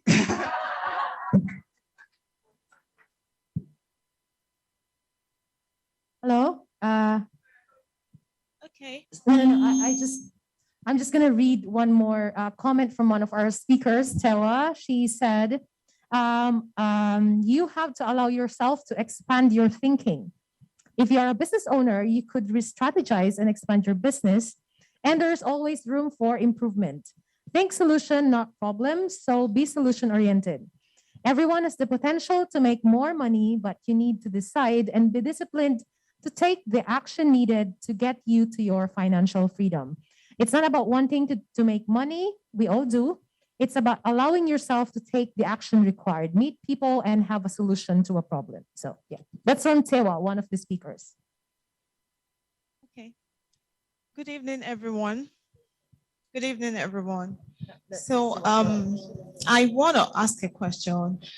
A lot has been said concerning women saving money and all of that, but taking it back home here in Nigeria, we'll realize that when we were growing up as a kid, somehow our parents, especially the mothers, they have a way of instilling in us that, okay, you have to save this 1 naira out of the money I'm giving you to take to school and all of that. So even when we started working, no matter how little, either consciously or subconsciously, everyone tends to save a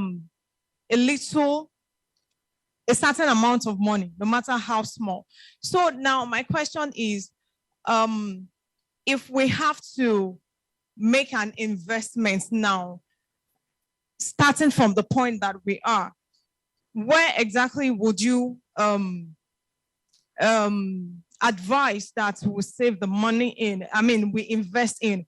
Should it be cryptocurrency or real estate or bond or what? Just, you know, I just want the speakers to share more light on that. Thank you. Very quickly.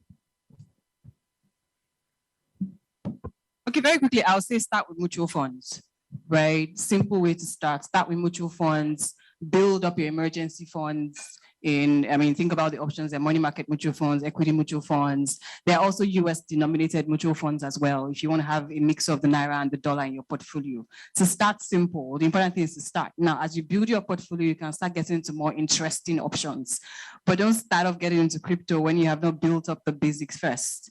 All right, so start with the basics. Mutual funds are great because you can start with 5,000 naira these days, or 10,000 naira in mutual funds. Think about the mutual funds you consider. If you want a diversified portfolio, maybe have a mix of a money market, equity, or balance, and also have a US denominated one just to hedge against the risk of devaluation of the naira.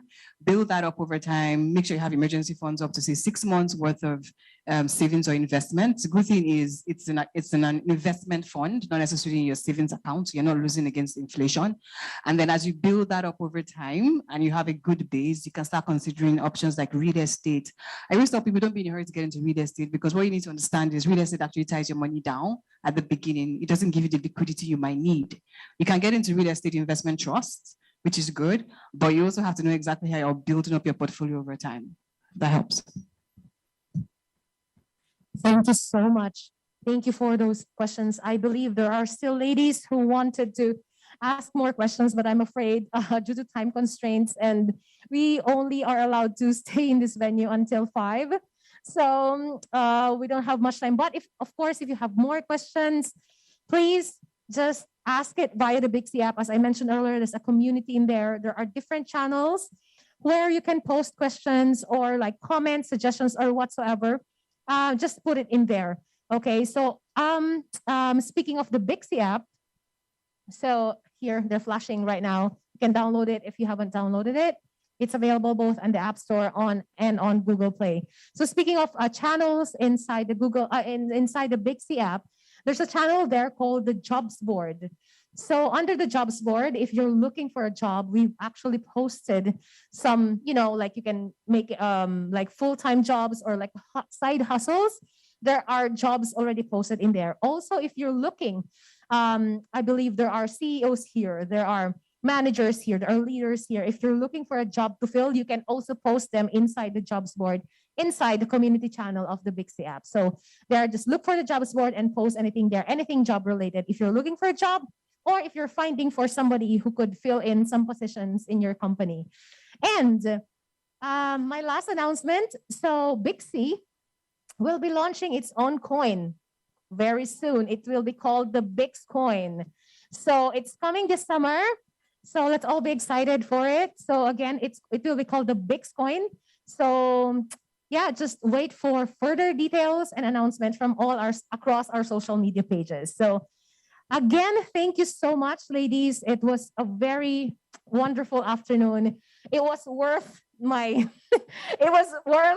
30-hour trip from Asia. I hope one day you can also come and visit us in Southeast Asia. I come from the Philippines. Allison hails from Singapore, but now I'm based in Thailand for the moment. But again, thank you so much. It was a wonderful afternoon here in Lagos. And we still have a few more minutes, I think 7 minutes, and we still have drinks outside. We have more snacks, and we can, enjoy each other's company until maybe like 5 or a bit over 5 p.m. this afternoon. So again, thank you so much. And I hope to see you. We all hope to see you again soon. So thank you again. This is my co-host, Abisola. Thank you. And yeah, and I'm Vil. It was fun to host here in Lagos for the first time. Yes, yeah. It was fun. Thank you all so much for coming. Thank you.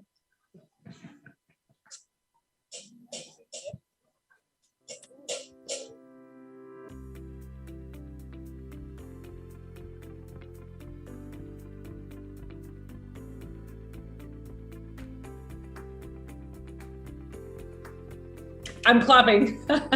Wow, what a wonderful event. What wonderful engagement. What fantastic questions the audience asked. And also, what fantastic responses the speakers gave. Very practical, very tangible.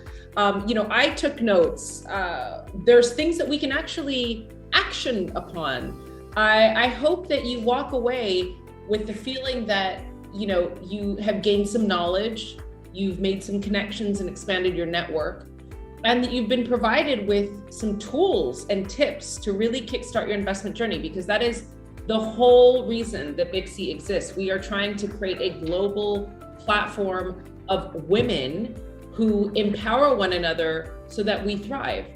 So I really hope that you've all online taken that away from this event, because I know I have. I definitely hear from the remarks from our live audience in Lagos that they have. And I just think, nothing is more satisfying than watching women actually empower one another to thrive. So thank you so much again for spending your Sunday afternoon with us. But I'm not done just yet. I have one last game for all of you online audiences who hung on. So as I mentioned during the break, a little teaser, we have a collaboration with one of our speakers. So ta-da, our collaboration is actually with the Smart Money Women Media Platform. So if you go inside of the Bixi app, so again, you have to download the Bixi app. If you go inside of the Bixi app, you can check out our new gamification of the Smart Money Women television show and book series. We've gamified it, and we've added rewards points to it. So you get to gain points. These points at the end of the game can be redeemed. You just push a button and it'll show you what you can win. Now, as Wambui just mentioned, we are launching our Bixcoin this summer. So if you don't want to redeem your points today for all of the prizes that we have available, save those coins because you can then redeem Bixcoin coming out this summer. So without further ado, please check out this quick demo video of our Smart Money Women times Bixie game. And then in order to win a prize, you need to share your avatar. Whoever is the fastest to share their avatar in the community wins the game. And there's an automatic button at the end of the game that will allow you to share the avatar to community. So go ahead and do that. And the first one who does that wins the Bitcoin prize, and the second one and the third one who comes in wins the other concessionary prizes. So let's watch the demo and get started.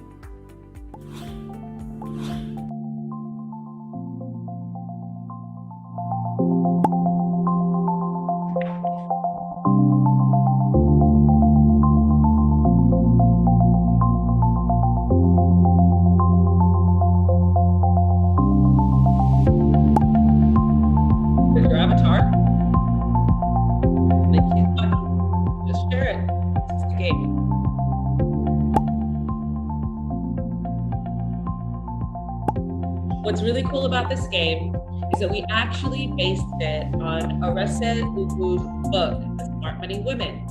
We took from the chapters and took actual worksheets, simplified it, gamified it, so that you can, in your spare time, learn about savings, investments, and budgeting, get some tips, and then also win prizes with, be rewarded for this investment journey and win prizes.